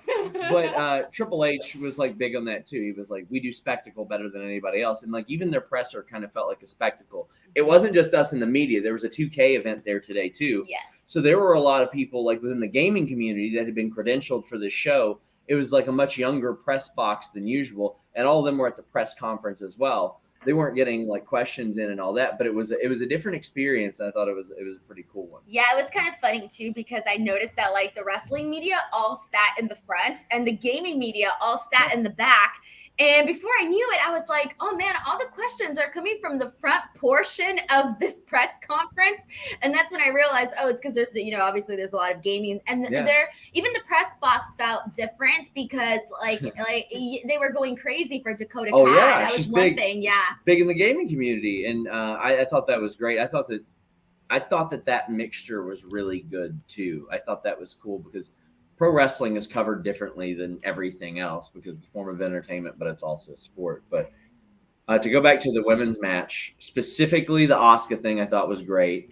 I thought the way that they set up the Nia thing was great. It's just they botched the cue. Yeah. Oh, they botched it huge. It came off worse on TV. I don't know how that came off on in the arena, but it was like just started. Yeah, because what we got was the music. The music hits, then the timer comes up on screen, then fades out, and then while she's at the top of the ramp, then you hear, and it's like everything just bombed. Everything about that bombed. I couldn't believe how much that was. I do want to read some of the thoughts really quick on the Bray Wyatt stuff before we fully move on from that. We're just kind of talking about our live experience. Okay. Then we're gonna hop the hell off of here real quick because I think some people will want to hear your responses to some of these because they're pretty good. And because Will is not done burying Bray Wyatt. I will never be done burying Bray Wyatt. Are you kidding me? Hold on. We got Marcus Thomas says White Rabbit was awesome. Now we are at dog shit. We got Bray Wyatt. Bray is still trash. You called it, Will. King C20 says Bray is truly him, wink wink, which now we know stands for horrible in matches. And buddy, you just know Reg is somewhere double fisting baked beans, like he's crushing those cans, like you just bam! He's standing on the corner of his couch like Stone Cold Steve Austin. I told you. That's what all of it. Grapsody is going to be insufferable next week. He's got listen. Boy. This won't be a cool down period for Righteous Reg. It's going to be a period where he gets to think of all the stuff he's going to say. It's going to be like Stephen A. Smith rolling into Dallas with a cowboy hat on after they lose a playoff game. That's what this is going to be. It's so great. We got another from, I'm still trying to stay caught up on these. Oscar says, I honestly do not get Bray. His character is all over the place and dragging Alexa again. Plus, he's decent / not great in the ring. Hope a direction change. Ryan Lambert says, Uncle Howdy wanted to dive on LA Knight, made it to the city of LA instead. Guess that's a side effect of drinking bad Mountain Dew sodas. Oh, Cody was selling those sodas. He was selling those sodas, buddy. He drank one. He's like, I got to be brutally honest. It's really goddamn good. He was like, I gotta go get one I'm there. pretty sure someone probably told him, like, hey man, no one's drank the Mountain Dew that's all set up right there on that table. Yeah. Maybe break the diet too. Which Triple H busted Logan Paul's balls for that once, because he's like, it's funny, I see Logan Paul carrying his drinks all the time, but I don't see him actually drinking his drinks all the time. Oh, man. A couple more really good ones. Night Track says, howdy miss, just like Bray did with this story. Oh, man. It hurts me because, like, when you see Bray in person at this presser, you see how happy he is to be back and genuine. And he's proud of what he does. Yeah. That's a shame. Come on, I'm not the demographic. Come on, Listen, sorry. No, the Bray Wyatt fans are gonna come after you, man. Listen, this boy ain't ever run around with a honestly, had the match turned out fine, I would have eaten all the crow on the show. I'd have been like, look, I know I give Bray Wyatt shit, but at least finally it delivered. We got what was promised. But man, am I feeling good right now? Let's go around real quick. Is there anything that you liked about the Bray Wyatt LA Knight program? Because, like, to me, it peaked with LA saying, stick it anywhere it gives you pleasure. That line was the peak of this feud for me. LA Knight was the peak of this feud. I think LA Knight came out of this. He came out of this. I'm sorry. I think you guys are reaching. I didn't find LA Knight interesting in this either. I thought it bombed on both ends. Oh. All right. You know what? I haven't given Nick enough time to speak on any of this because I've just been burying it left and right. Nick, please. Nick. I'm great. You guys look fantastic. The match looked cool. The black light looked great. The paint on Bray looked really good. I didn't get to hear LA say yeah, so that was disappointing. The match wasn't good. I'm sorry. I want to defend it. I want to defend it so badly because I love Bray. He's such a nice guy. But God, just maybe there'll be a rematch on SmackDown. Please no. Will, give him a chance. It wasn't good on the pay-per-view. It's not going to be good on SmackDown. Come on, give it a chance, man. I do want to put over the finish of the Women's Rumble. I thought that was really cool how they incorporated the Kana Asuka stuff. They did it to Liv because I thought that Liv in that moment I was like, are they gonna like do a shocker and have her blind win this Royal Rumble? Like it was such a phenomenal creative finish, and Rhea is just a freaking star, man. Like she's so good. And I'll tell you what I love is the fact that Liv Morgan has been shouting at anybody who would listen to her that she wants to open up the Rumble. And she got number 2. Well, yeah, she got number 2, which is a good rib. She was like, I want to be number 1. I want to be number 1. It was on weekly television, in the interviews, you name it. She's number 2. But, I mean. Do not say what you want. You'll get the opposite. But she did get to go coast to coast, and I thought that was cool. And main event, obviously, that was the after the main event was special. And Kevin Owens being still got goosebumps from that. So they rushed us out. We were all crowded around phones in the media room because they had rushed us out of the press box. The second the bell rang, they were like, "We gotta go, we gotta go." Yeah, well, I saw pictures of you guys all in the press room and thought, in the press room, and I thought, did they get as soon as that was posted? I thought, did you guys get to see the ending? Because there's no way enough time had passed. We had Peacock on our phones, and I tweeted this. this is one of the best storylines I've ever seen in wrestling. Everybody's playing their role. Roman's playing it perfect. The Shield callback was perfect. Kevin Owens took a lot of punishment to play fifth or sixth banana in this amazing storyline. Solo Sikoa doing exactly what he should be. But what I didn't see coming was the Usos. That was... With Jay leaving, that was really great stuff. Yeah. Yeah. I thought for sure, like... Feeling crazy. I didn't see Jay walking up. Yeah, that was great stuff. After all that, let's ask our resident Roman Reigns stan what she thought of all this. I thought it was great. I think Jey Uso should be punished for walking away like that. Oh, damn! But the imagery of carrying out the honorary Uso shirt ripped, Yeah. damn, that was good. And like they established that even though Jimmy had believed Sammy all along, he was a hothead over this. Like you could tell Roman was like, all right, we're leaving now. And Jimmy was like, no, I'm going to get one more in. I'm going to get one more in on this. Like that was, it was so perfect. And when Paul Heyman is like screaming, oh my God, like this man saw the mass transit incident. He set up the legal defense for the mass transit incident. And he's sitting there screaming, oh my God, over this. So it's like, I believe it. You know what you know what I truly loved about it?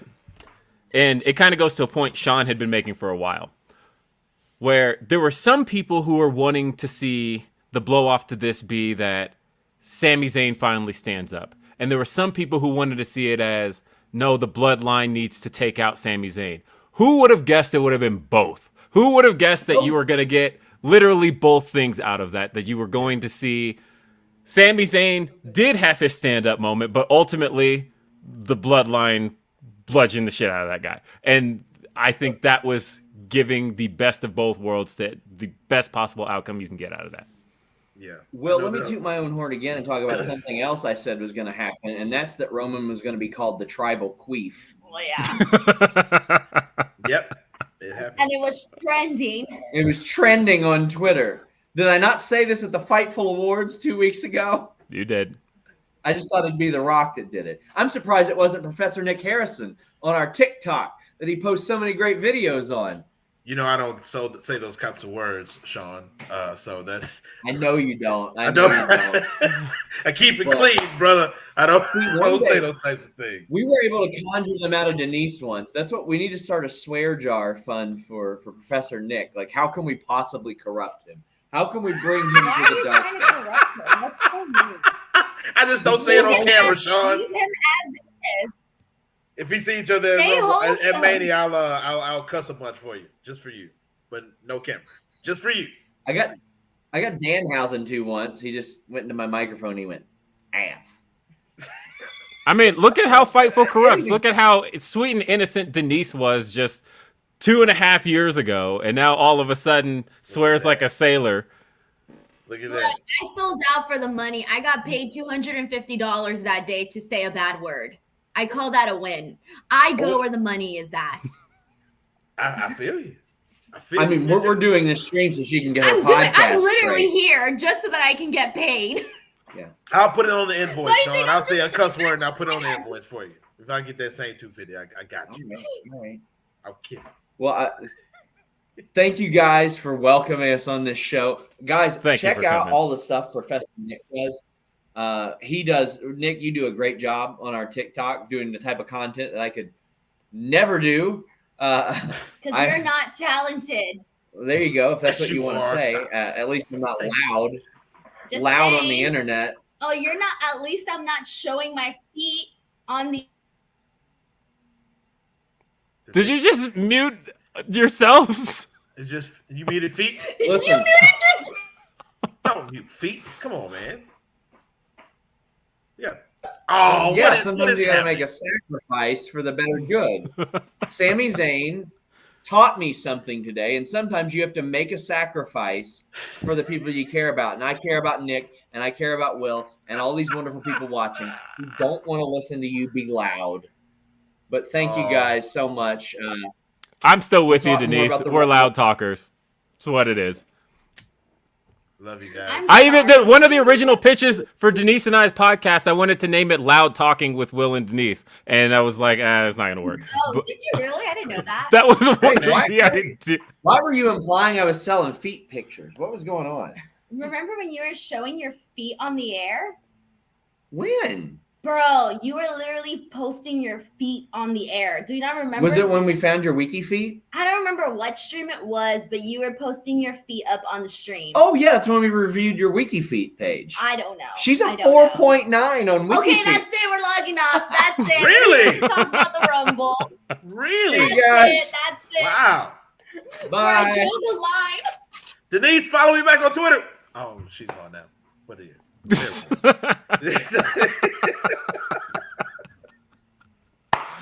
All right, guys. I think we have one more word. We got a couple more sponsors, but let's run another word from our sponsors. It's the end of January. We're all guilty of it.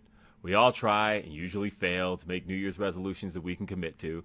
I've been guilty of it my entire life. But you may not know that there's an easy and affordable way to build a fitness plan that's just for you. And that's the Fitbod app. Don't go into the gym aimlessly. Get a fitness plan that's cheaper than a single session with a personal trainer. You guys heard me talk about my experience with the Fitbod app late last year, how I lost 30 pounds. Well, and then the holidays happened and 30 pounds turned into like 20. Luckily, at the start of the year, Fitbod allowed me to set some new goals, set some new targets, and set some reminders to keep me motivated and on track. Fitbod's algorithm changes and updates your fitness plan as you go, so those goals you set late last year that may have been impacted by some delicious Christmas treats have adjusted, allowing you to get back on track and see the results you're looking for.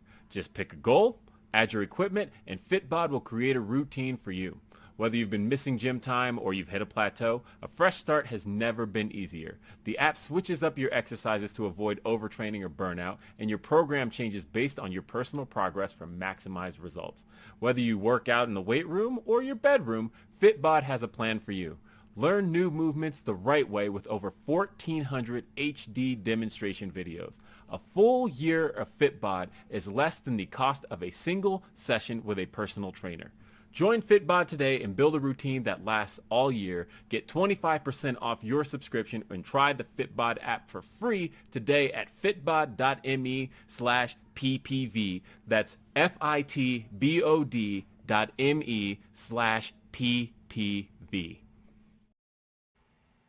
Yeah. So, Nice. we've got a couple more on the super chat front and the Humper chats. We got one from, and again, I'm so sorry for continuing the Bray burials, but Board Dude 360 says spooky dookie. I feel bad for LA Knight. We also got Louis saying, confirming we were bamboozled when Howdy jumped. And me and your mom says, here we go. Not my mama. Says, let me talk to you. Denise ain't wrong. Yeah. Yeah. Yeah. Wow. So Get the shovels out, folks. Go ahead and keep burying the man, apparently. Just get Lord. You're being led to this by the Pied Piper himself, Will Washington. just pooping all over.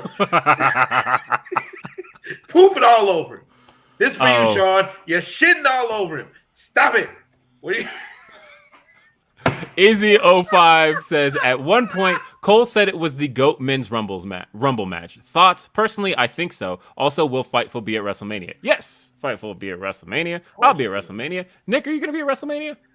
Maybe. I might be in Miami. I don't know. I might be in England. I might be in Miami. I don't know where I'm going to be during WrestleMania season. Well, I'll be at WrestleMania. I know Denise will be at WrestleMania. Yes. It's in Denise's backyard. Of course, she'll be there. But we will be at WrestleMania. Yes. So Fightful will have representation. Really at like a lot of the upcoming stuff. So that's all cool. I don't have a whole lot of thoughts on Bianca Belair versus Alexa Bliss. It was fine. I'm glad to see Bianca's reign continue. I had concerns that it wasn't going to. Yeah. But ultimately, I'm fine with it. I mean, I feel like it's got to be Rhea and Bianca in WrestleMania. I feel like that because that Oh yeah, was we've already seen Rhea and Charlotte at WrestleMania. I think this was the match that we were supposed to get a while back when Rhea got injured, and then we didn't get a chance to get it. So, what better place to get it than at WrestleMania? So, I hope so. The only thing about that match that I'll say is that I saw somebody on Twitter say that Bianca's outfit reminded them of Lisa Frank. And for anybody who's like my age and remembers the Lisa Frank stuff, I kind of get it. So, yeah. But I think it was. I mean, it was. I don't think it was a bad match, but it's nothing to write home about. I think it's unremarkable, really, and that's, obviously we still got more spooky stuff after it was over, but again, it all feels disconnected. Then we had the Women's Rumble, and really quick, just going over the entrance again, we saw Rhea Ripley, we saw Liv Morgan. They were the top two. We talked about that, and we'll talk a little bit more about all of that. Dana Brooke was in there. And I want to see if I can get match times for all of them. So give me just a second to see if there's any times available. Obviously, the match times for Rhea and Liv exist because they were there. They were both in for an hour and 3. But we had Dana Brooke, Emma, Shayna Baszler, Bayley, B-Fab, who only got 36 seconds in there, actually. And we saw Roxanne Perez, Dakota Kai, Io Sky, Natalya, Candice LeRae, Zoe Stark. So we saw a number of NXT people show up. We talked about Roxanne Perez. I was actually surprised that Roxanne got a shorter showing than Zoe Stark, or we also saw Indy Hartwell in the match as well, which we also saw Xia Li, Becky Lynch, and she was really kind of the bigger story of the match. Becky Lynch and Bayley, Tegan Nox, Asuka, Piper. Doudrop is no longer Doudrop. Good. I'm glad they're letting her be Piper again, because that's 100% love it. Yes. Yeah, I was all in on that. We had Tamina. We got the debut of Chelsea Green, who set the record for the shortest run for a woman in a Royal Rumble match. She was eliminated in 4 seconds. It's great. Great way to debut Chelsea Green and give her an immediate record, I suppose. Zelina Vega came out with a Street Fighter 6 co-sponsorship deal. That's crazy. If I thought anybody was going to get that deal, it was going to be like Kenny Omega. But she came out in a jury outfit. And then I listened to Corey Graves and Pat McAfee make Street Fighter references for the next 5 minutes. And look, I'm a Street Fighter guy. That's literally the arcade playing behind me with the flashes that you're seeing. That's literally Hyper Street Fighter 2 playing behind me. I am a big Street Fighter guy. So I know you were loving it. Yeah, I thought it was cool. Yeah. And we saw Raquel Rodriguez. I was not expecting her to be as popular in this match as she was, but until they reminded us on commentary that she's from the area. Right. I was not expecting that reaction for her. Well, I mean, she's from the area, so she got that kind of reaction. She fared pretty well in the Rumble. She got 1 elimination. Yeah, she didn't do too bad. No, she got 3. Sorry, she got 3 eliminations. She was eliminated by Lacey Evans, which got Lacey Evans a whole bunch of heat. Mia Yim was also in the match, or Michin. It's weird. Her graphics all just say Michin, and commentary just says Michin. But then, like, her Chiron said Mia Yim Michin. So, Michelle McCool had a cool spot. She was shown in the crowd earlier in the show, in the front row. They got me. When her music hit, she stands up from her front row spot and it reveals she's got gear on and she's ready to compete. It's like they got me because we were watching it and saw her. They announced that she was sitting there in the front row. I was like, well, I guess that means she's not going to be in the Rumble because she's sitting there. And they play her music and she just takes everything off and then walks over the barricade. It's like, oh, okay, so she is in the Rumble. Cool. Yeah. And she actually lasted pretty long in the Rumble tonight, so she didn't do too bad. You know what's funny is when her theme music hit, my thought, it's hard for me with her music because literally 3 people used that music over a time period, right? Because it was originally Tori Wilson's music. Yeah, and then it was her and Layla, right? Yeah, then and then they gave it to her and Layla. And so when I hear that music, my thought was, is it Michelle McCool or is it like because we did see her in the crowd, but this could be somebody else. And then when we see the graphics, I'm like, okay, it actually is Michelle McCool. But yeah, that music was originally Tori Wilson's theme, and that's just always funny to me. Indy Hartwell, of course, also in the match. Sonya Deville, Shotzi, Nikki Cross, and then we talked about the kind of botched the return of Nia Jax. Yeah. It was crazy to me that there were so many so much NXT representation in the women's rumble and none in the men's rumble. Yeah. I mean, the women's roster is just kind of thinner. There was obviously certain expectations for this match. I think some were kind of unrealistic. Obviously, we heard about expectations. A lot of people were expecting, like Mercedes. I knew that wasn't going to happen. There's not a chance that New Japan was going to let her go do anything that she wouldn't that wouldn't protect her, because essentially you'd be sending her out there to lose. You know she's not winning the Rumble, so therefore why would you send her into a place to not win, knowing that she's got a match to promote coming up at Battle in the Valley? And same with, like, people were saying, well, maybe Kyrie could be in it. Same deal. You're not going to send your champion out to lose. I know Impact did it last year, but Mickey James. Also, Mickey James was a free agent. She could do whatever she wanted. Whether or not Impact approved that, if she said, yes, I'm taking this booking, Impact had to be like, okay. The only thing Impact gave approval for was, yes, you can use the belt while you're there. But otherwise, she was a free agent. She could do whatever she wanted. Yeah. But either way, the big one that people were kind of surprised by, and I think she was trying to tell us, because I saw her tweets, and I even said to Reg and Phil in our group chat that I was like, the way Naomi's tweeting right now, if I didn't know any better, I don't think she's in the Rumble. Yeah. And those are my exact words to those guys. And she didn't lie to us. Lo and behold, she was not in it. Yeah. Matter of fact, I didn't realize. I mean, I have realized it.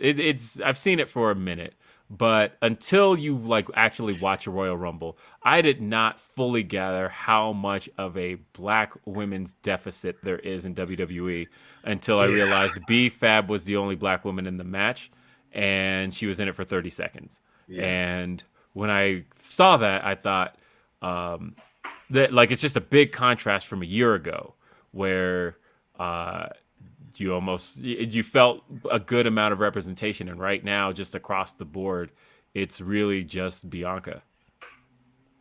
Bianca and B-Fab, that's about it on the main roster. Well, and that's what I'm saying, though, is that B-Fab, B-Fab's not really positioned too much as a wrestler. No. The fact that she only got 30 seconds in this spot, and otherwise she hasn't had very many TV matches. As far as the competitors on screen, it's Bianca. Right. That was something that I didn't really give a whole lot of thought to until I was watching this match and seeing it play out in front of me. So the finishing sequence was phenomenal. Outstanding. I thought this was one of the best finishing sequences I had really ever seen. And honestly, those two eliminations that Rhea Ripley gets in the end, eliminating Asuka, who came in with, as we talked about, she brought back the Kana look.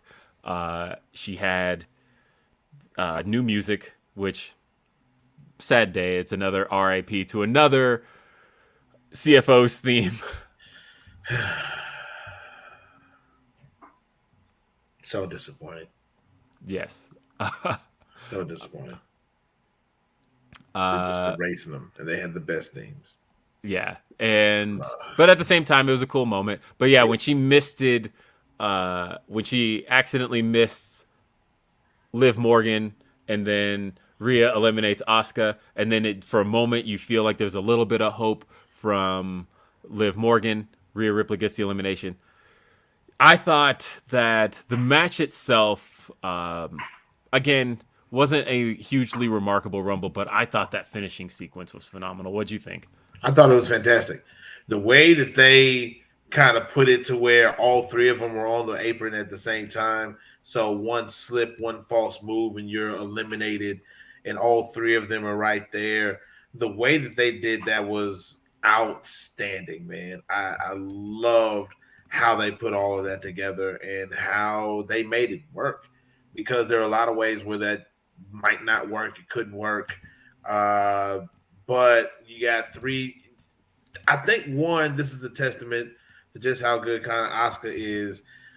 Two, how great Rhea is, and three, how much Liv Morgan has progressed and gotten better.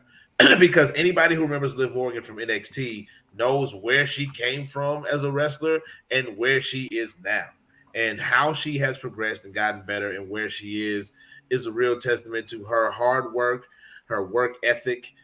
Putting the time in to get better.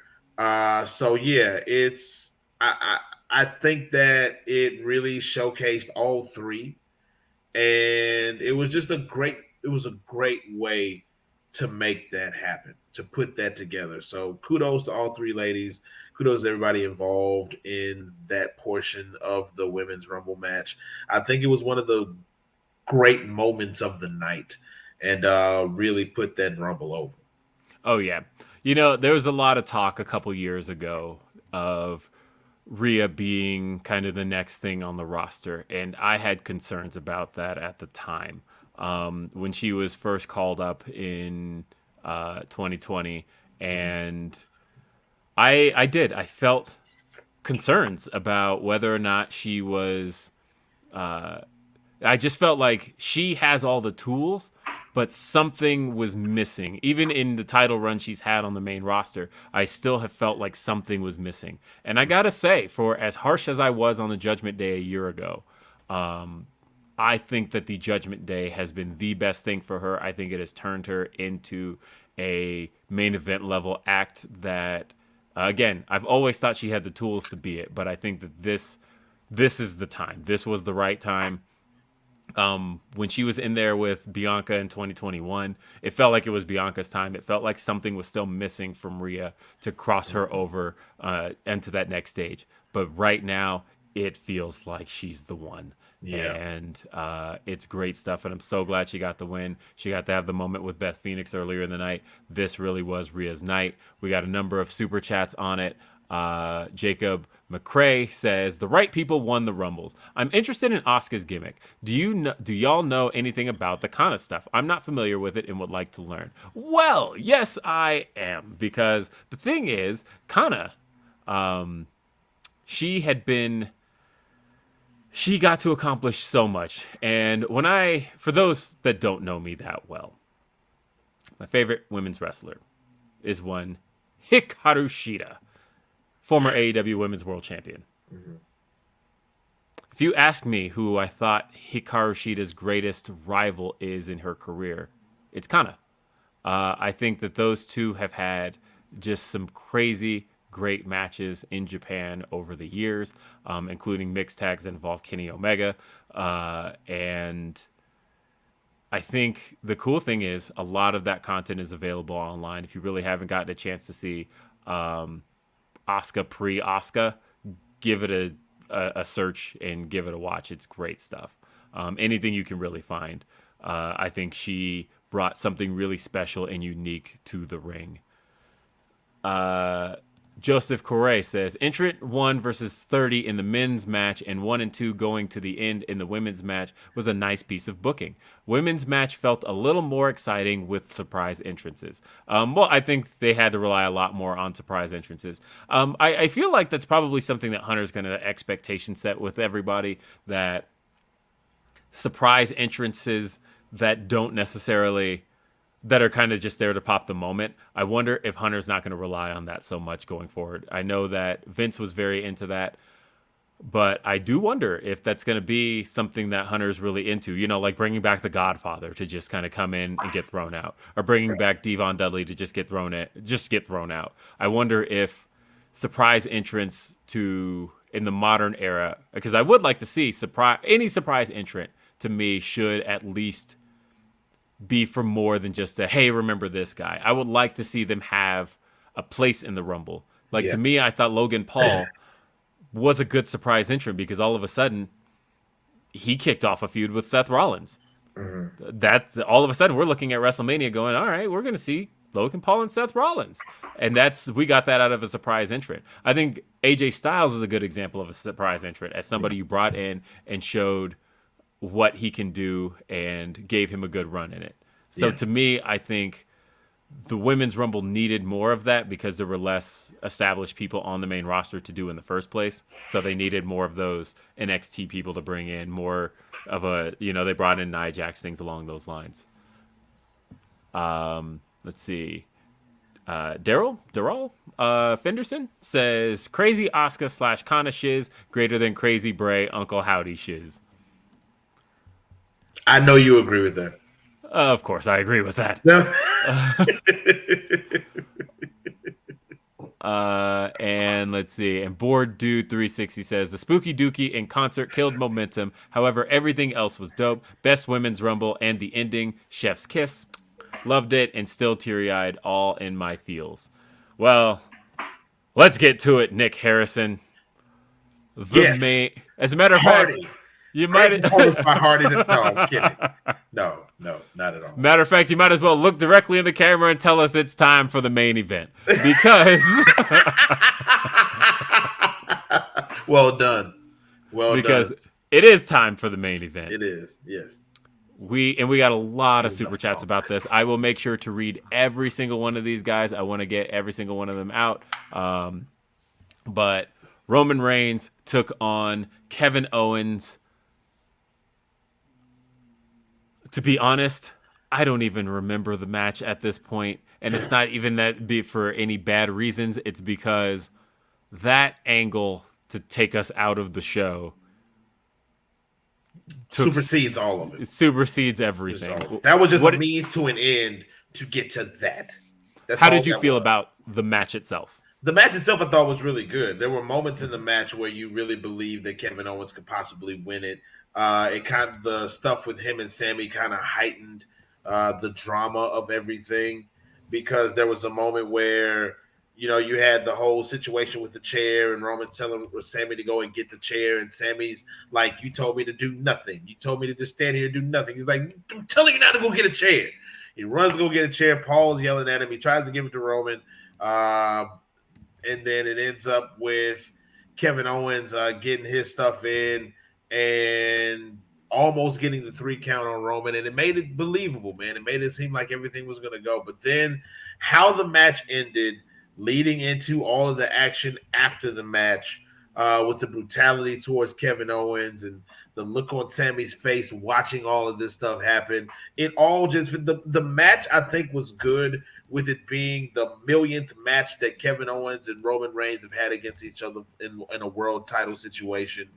But it was all lead, and credit to Kevin Owens for giving his boy, giving all of himself to help a storyline with his best friend out, to try to push his best friend and give him the rub and help him out. Like Sami Zayn needs the rub. He's the biggest star in the world right now. But it's like it helped, the match helped that storyline out and pushed that storyline. So it all was a means to an end, and I think it fit very well with what they were trying to do with the Bloodline storyline.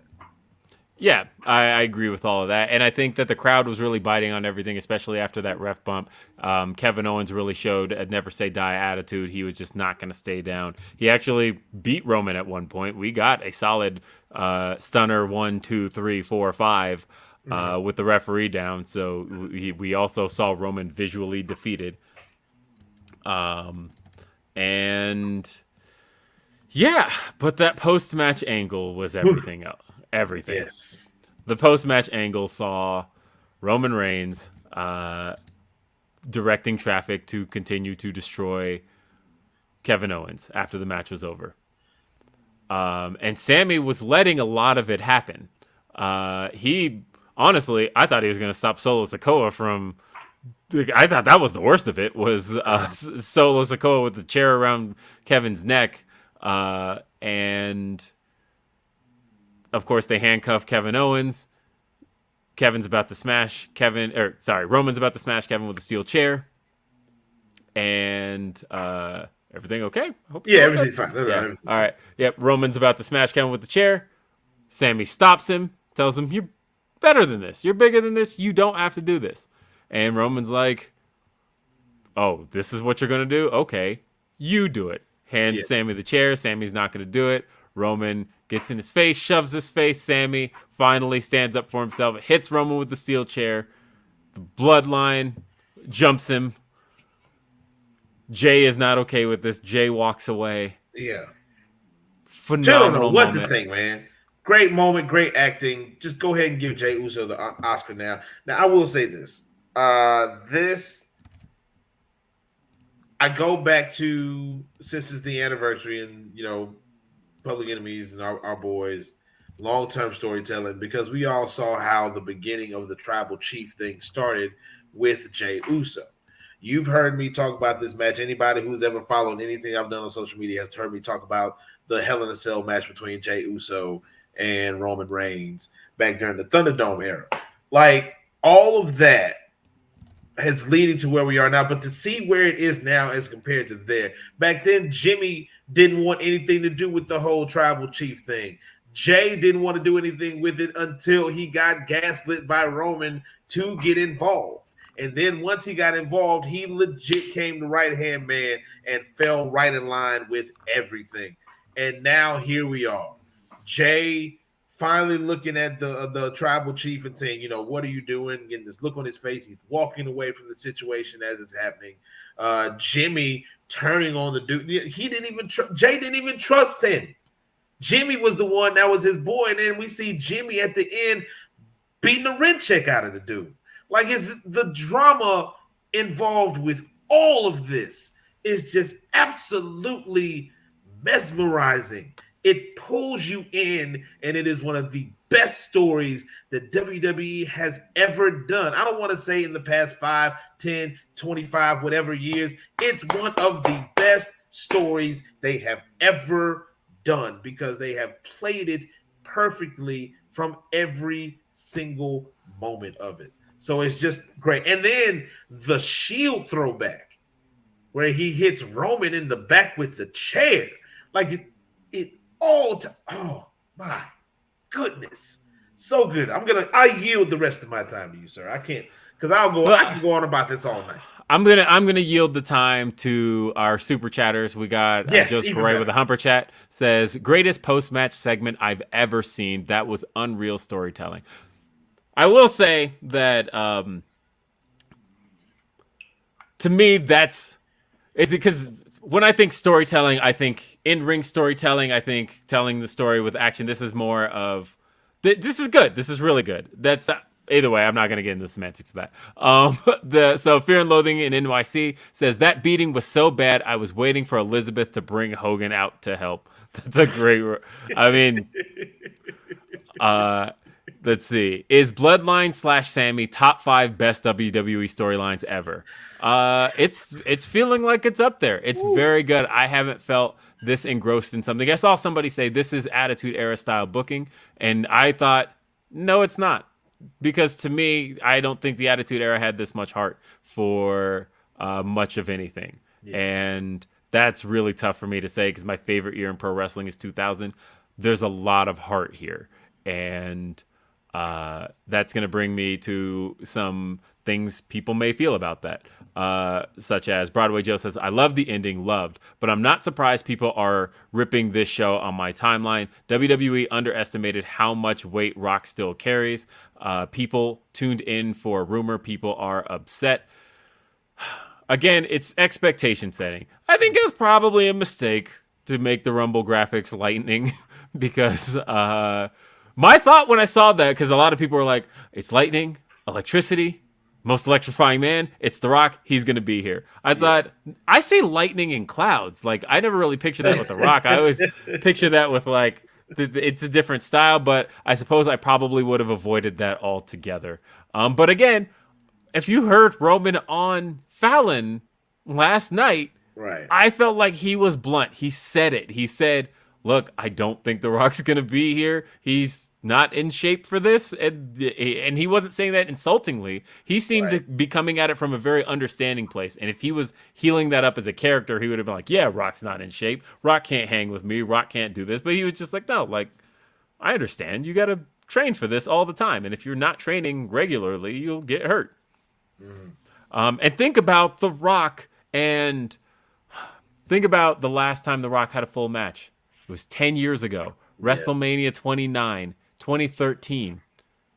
Rock was training at that time. He was training with Curtis Axel. And he still got severely injured. He's 10 years older than that now. I feel like the signs were there for a long time that he wasn't going to be there. And I think we kind of sold ourselves on it. And granted, look, I'm a guy who just 3 weeks ago had egg on his face because I sold myself on the idea that Mercedes was going to be at AEW Dynamite. I know what it's like to sell yourself on something and feel like, damn, how did I miss the signs in that the level setting, the expectation setting? Although I still think they didn't set the right expectations with that. But as far as this was concerned, I feel like they did everything they could to set expectations. Nobody mentioned The Rock in anything. And I feel like even putting the Rumble on first, definitively saying, like, Cody Rhodes is challenging for this title. Nothing else is going to happen here. I thought they did everything they could to set expectations there. The Ultimate Sack says, I don't know how they settle on KO and Sammy versus the Usos. I feel like the right move is Sammy winning the Elimination Chamber and taking the SmackDown title from Roman while Cody takes the Universal title.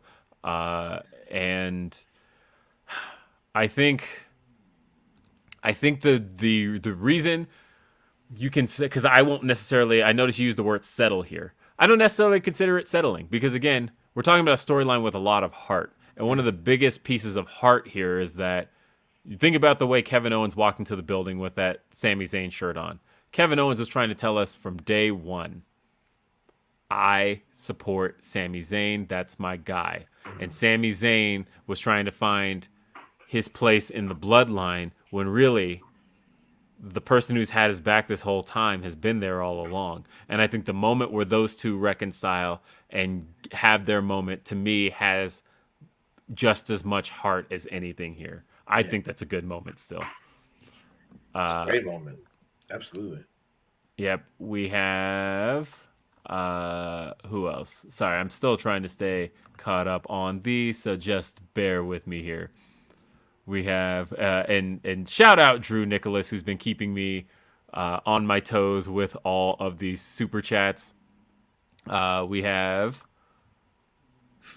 Broadway Joe says Jay walking out keeps the dream of Sammy and Roman alive. Triple H is cruel. I mean, I think they'll do it in Montreal. I don't know what the Elimination Chamber is going to be for. I don't know if it's for a title or anything. That could be, hell, you could do they've done it before. You could do Elimination Chamber for the Intercontinental title. Have really give Gunther a big moment.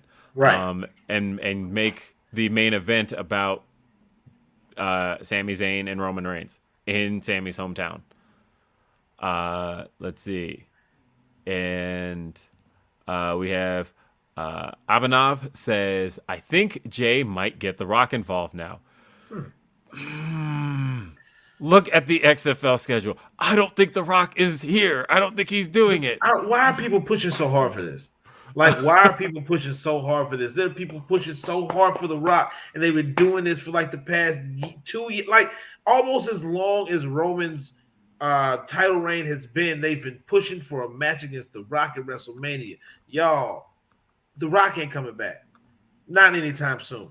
Rock don't want to come back anytime soon. He's got bigger fish to fry. He's got a million movies that he's making. He's one of the biggest stars in the world. He doesn't have to come back if he doesn't want to. And he's not going to come back unless he wants to. And I don't think he wants to right now. I know y'all love him. I know that's what you want. I know there are people who believe that The Rock has this big pull in the business right now. But he don't. And Rock don't need WWE, and quite honestly, WWE doesn't need The Rock. Aaron Ruiz says, does the story need The Rock, though? From a point of view, I just see The Rock as another person for Roman to beat up, kind of like John Cena on SummerSlam. That's been my beef this whole time. I've been saying, like, I don't want to see Roman in any more scenarios where the person facing Roman has no shot. I'm done with that. I think that, like, hey, it was cool. John Cena comes in for this one-off and then loses to Roman and leaves. I don't want to see anybody else do that. I don't want to see Rock come in, lose to Roman, and leave. We're past that. We're 3 years into this reign. We don't have to do any of that anymore. No, not at all. So No, I don't think the story needs The Rock. Dan V900 says, Sammy simply has to walk out of night 2 of WrestleMania with the Universal title. He can get the tag titles night 1 with KO. Cody can face Roman night 1 or do a triple threat. What is this? I think Sammy's just going into Elimination Chamber. I truly do. But do a triple threat on night 2. Dan also continues, if you do a triple threat, the first fall is for the WWE title, second fall for Universal title. Sammy just can't go for the tag titles. I think he's going to get his title match, but I think it's just happening at Elimination Chamber. That's my gut feeling there. And I think it's a hometown moment, and I think it's a good moment. I think Roman's going to beat him, but to me, even that's okay. I think that this one doesn't necessarily... I think Sammy's Happily Ever After will still come, but I think that... I don't know. Just enjoy it. It's been a great ride, and I'm enjoying the ride so far. Just keep it going. Just keep it going, and let's keep going till WrestleMania. Right. MJ Johnson says, listen, from the beginning of the Thunderdome to now, Jay's therapist needs a therapist. Yep. This man has gone through it, man. Jay Uso really has absolutely gone through it since the Thunderdome. That main event, Jay Uso has been through a lot, ladies and gentlemen. But I think we're about to see a lot more out of main event Jay, and because I think that he has a singles title run in him somewhere, and it's going to happen at some point because I think he can do that. But it's just right now what they're doing with this storyline with him and the Bloodline and all this stuff. I cannot wait to see where this goes next because he was the right hand man. And now he's walking out on everything, and we want to see what that means. So I'm invested. I'm totally invested, and it's going to break my heart when all of this stuff like disbands and ends because I feel it coming at some point. Yep. A couple more. Let's see. We got, and thank you everybody who sent these in, and we'll read the miscellaneous ones after we're done with this match. But we've got. Ethan Smith says, thoughts on KO, Sammy, and Jay versus Jimmy, Reigns, and Solo at Elimination Chamber. Then Sammy versus Reigns night 1 and Cody versus Reigns night 2 for each title. Only thing here, guys, is that I don't know how you justify logically giving Sammy the title shot at WrestleMania.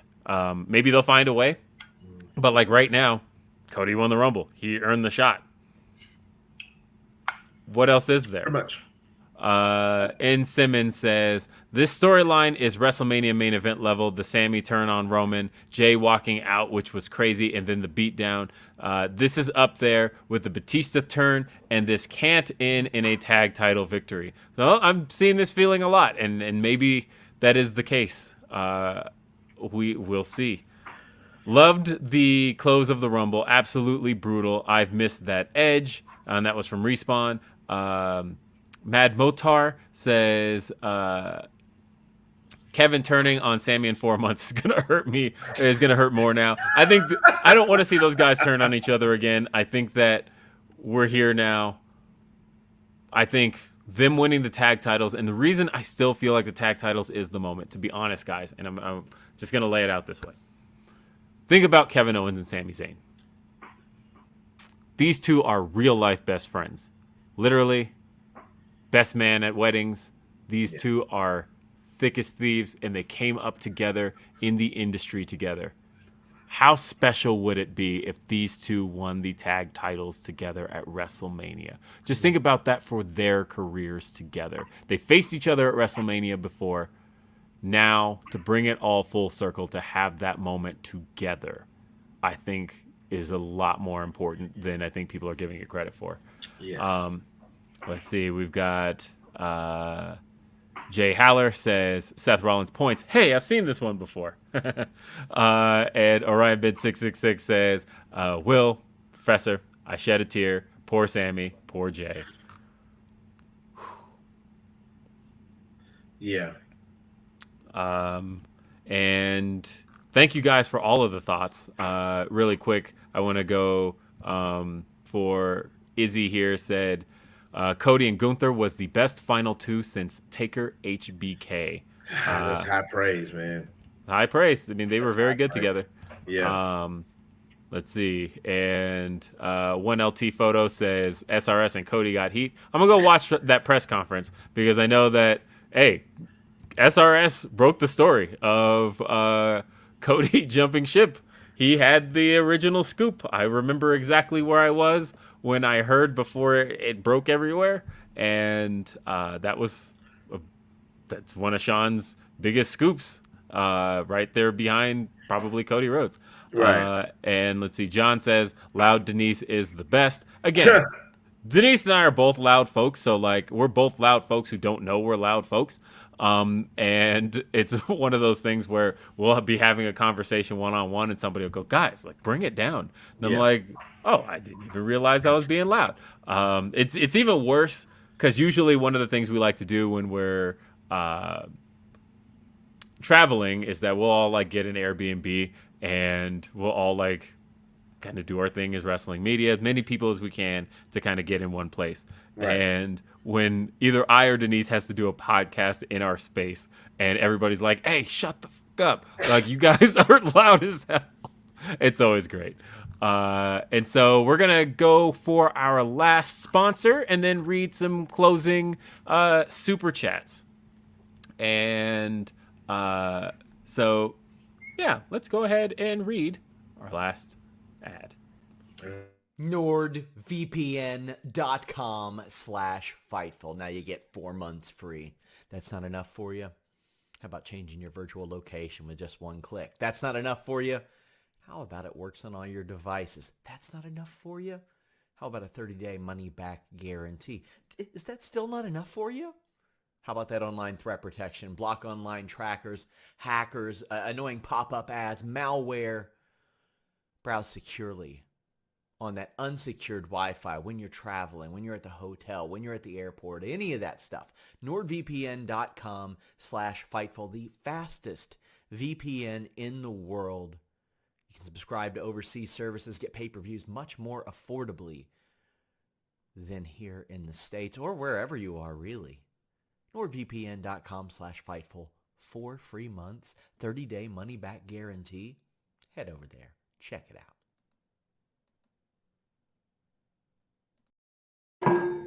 All right, let's read these last super chats. We got Tyrone Kett says 2 questions. Will, did you hear Tempest wishing to talk to Bray on Graps? And I didn't actually. And would you ever think about bringing someone like Chiseled Adonis? Yes, of course. Always up for that. See, this is for Professor Nick yelling shit. You're welcome. Got this one from Izzy. Says, just want to say Will's beard and hair always on point.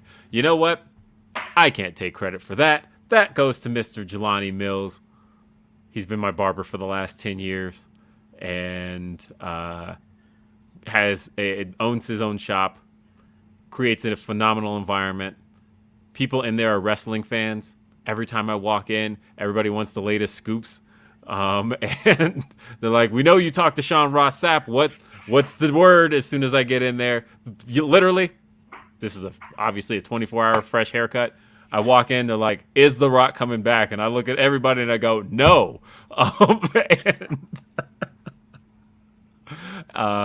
I got 2 questions. There were 2 questions as soon as I walked in. They were like, "Is The Rock coming back? And what's the deal with CM Punk?" And but again, shout out Jelani Mills. Keeps me fresh. He's been keeping me fresh for 10 years. And he's the best at what he does. And we love talking basketball. It's what we do. Let's see. We got another one. This one's from Samantha. Says, the Royal Rumble was A-okay. Men Royal Rumble could have been better. Would love to see Seth versus Logan after that elimination. Bray versus LA. Along with Bianca versus Alexa was okay. The women's Royal Rumble was better than the men's. The main event, goddamn, all I got to say. I mean, I think we all are in agreement here. Probably not about Bray versus LA being okay. But let's see. Santos says, Rumbles were a lot of fun. People tripping. I mean, I agree. I don't think anything. I don't have any negative feelings about the Rumble. Yeah. My basic feelings are that like I said, there weren't a whole lot of chances taken. That's my general feeling on it. Yeah. And Simmons says they can use the Ray spot as a reason. Technically, only 29 people entered. It's an easy way to give Sammy the Montreal pop and win the chamber. It's a good idea. It's not bad. Yeah, what do you think of that idea? Yeah, I don't think that's bad. Using that as a reason to get Sammy in there somehow. I can see that working. Makes sense. Daniel Brown says, does Cole have real heat with Top Dollar? Can't lie, he had me laughing tonight. I don't know. I can definitely believe that. He was going in on Top Dollar tonight. You know what? This is something I can agree with. Broadway Joe says, AEW changed everything. They took all the fans that would revolt, so to speak. WWE fans are pretty complacent. They just take in what's given and enjoy the show for what it is. It's not 2014. I will say that the crowds today sound completely different than the crowds of 2016, 2017, and 2019. I do feel that there was a turning point. I want to say like October of 2019, and you could really pinpoint it to like, remember when the fans all turned on that Hell in a Cell ending where Bray Wyatt, again, another ending that sucked, but but Bray Wyatt has that ending with Seth Rollins, and the fans all turn on it. They all trash it, destroy it. That, to me, I feel was the last time. And that show faded out with the crowd chanting AEW, right? I feel like they really did take those fans, those rebellious fans, those loud fans, those fans that are really vocal and active at shows. You still hear that sound at Dynamite. I don't feel like I hear that at Raw so much anymore. Yeah. And I think it was a game changer. And for WWE, it's probably a good thing. They probably look at it as, oh, God, finally, we got those fans out of the building. Now we can focus on, the fans who will take the show for what it is. Right. So, and on the other hand, AEW was like, hey, these are the fans we want to cater to. So I don't think anybody's losing in that regard. Yeah. That's my feeling. Yeah, absolutely. I mean, it's just there's something for everybody right now. It's what is that, the Bo Burnham song, Anything and Everything All of the Time. You get all of these different options. If you don't like this one thing, they just put MLW finally has the TV deal with Reels. So if you don't like WWE, if you don't like AEW, there's still Impact, there's still MLW, there's still all this other stuff that's out there for you to take advantage of. Everybody has their thing now, so you don't have to worry about a bunch of people saying they're going to revolt because a lot of those people are already watching something else. Yeah. Although I will say one thing I am missing. As much as it does feel like everything's out there, my son, I was just showing him Lucha Underground today because he never got to see it, and he was like, "This is really cool," and I was like, yeah, there's still not quite anything like this. The in-ring action exists kind of everywhere, especially in AEW. But as far as the presentation of that show, that doesn't feel like it exists anywhere else. And that I still kind of miss. Let's see. We got Z Lifestyle says, just returned to my hotel from the show. Wonderful experience live, although the lights and lasers at the show were very much sensory overload. I thought that when I was looking at it on TV, it did feel like they may have been doing a little much with those, and I was concerned about those being in people's line of sight. Ashton says, is there still hope Matt Cardona will return to WWE? I was hoping he would be in it. I mean, I think Chelsea Green being there is kind of proof that he's probably not far behind, but I think that Rumble, they weren't really concerned about those types of moments. I don't think that's what this Rumble was about. No. Let's see. Squeaky Toy of Horror says, great Rumble on its own merit, in my opinion. However, compared to last year, monumental. Oh, I agree. I was at last year's Rumble. I had so much FOMO this year because I'm like, if these were the two Rumbles I had a choice between, I definitely would have given up last year's for this year's. Yeah. So he says, minus the pitch black match, too gimmicky. Last segment was brutal, and I loved it. I've been missing that edge. Well, good. And if you were missing the other edge, as in Adam Copeland, you got him too. Let's see. Jay Haller says, Having Cody eliminate Logan was the easiest way to get him cheered. Props to them. I didn't even think of that. I don't think they were concerned about Cody not being cheered. I think they saw his merch sales this weekend and were like, nah, Cody will be fine. Yeah. Auntie Collins says, do you think both men's and women's Rumble held their own without relying too heavily on legends? Stars were made tonight. That's a good point. I think they did. Absolutely. Did we get everything? Drew, do we have everything? Give me a thumbs up or give me a all clear if we've caught everything, because, guys, this has been a blast. Yes, very much so. I don't get to do these post shows too often because I'm usually at pay-per-views. And so to be at home for one was actually kind of nice. And I am down. Do this anytime you need me. Fightful. I got called in to do this by Sean. And Drew says, all done. All right. Nice. Nick, let the folks know. Oh, Mr. Professor 318 on all social media platforms. Make sure you give it a follow. Check it out. Of course, I'm doing content with Fightful now on their TikTok page. So if you follow it on TikTok at Fightful.com to check out the content from myself and from Fightful, you get interviews, exclusive stuff. You'll also get some most of my wrestling content is on the Fightful TikTok page now. So if you want to see my wrestling stuff, you'll go over there, give it a follow. We love it. We're getting closer and closer to 10,000 on TikTok every day, and we love it dearly. I may start going live on there if Sean lets me. Why not? So you'll have all that. But of course, Mr. Professor 318 on all the social media platforms and the podcast, the pay window with Prof and Sloan, doing pretty well. You can get that on Spotify and Apple Podcasts. It's like How Did This Get Made, but for wrestling, where we go back and watch old wrestling matches and make jokes about it. So make sure you go by. We have a guest on every week. Maybe one day we'll have Will Washington when he's not interviewing the owners of very successful wrestling companies. So just make sure you go and like and subscribe and all of that. And if nobody told you today you are loved, you're appreciated, you're important, you're more than enough exactly as you are, and always remember to be great. Oh, the official Nick Harrison We Rock Together t-shirts. You can go to my link tree on the bio of all of my all of my bios. Go to the link tree. The very first link is for that t-shirt. It promotes unity through music, and we'd love for you to grab one. So yeah, all of that. I've had a blast, man. It's been a lot of fun. I'm always at home. I never go to the pay-per-views. So if you guys want me to do this stuff, just let me know. I'm always at home for these things. Of course. And hey, if you guys haven't gotten enough, 10 hours from now, youtube.com/Denise Salcedo, we'll be talking about the best and worst of the wrestling week. Join us. We'll be there. It's after the week.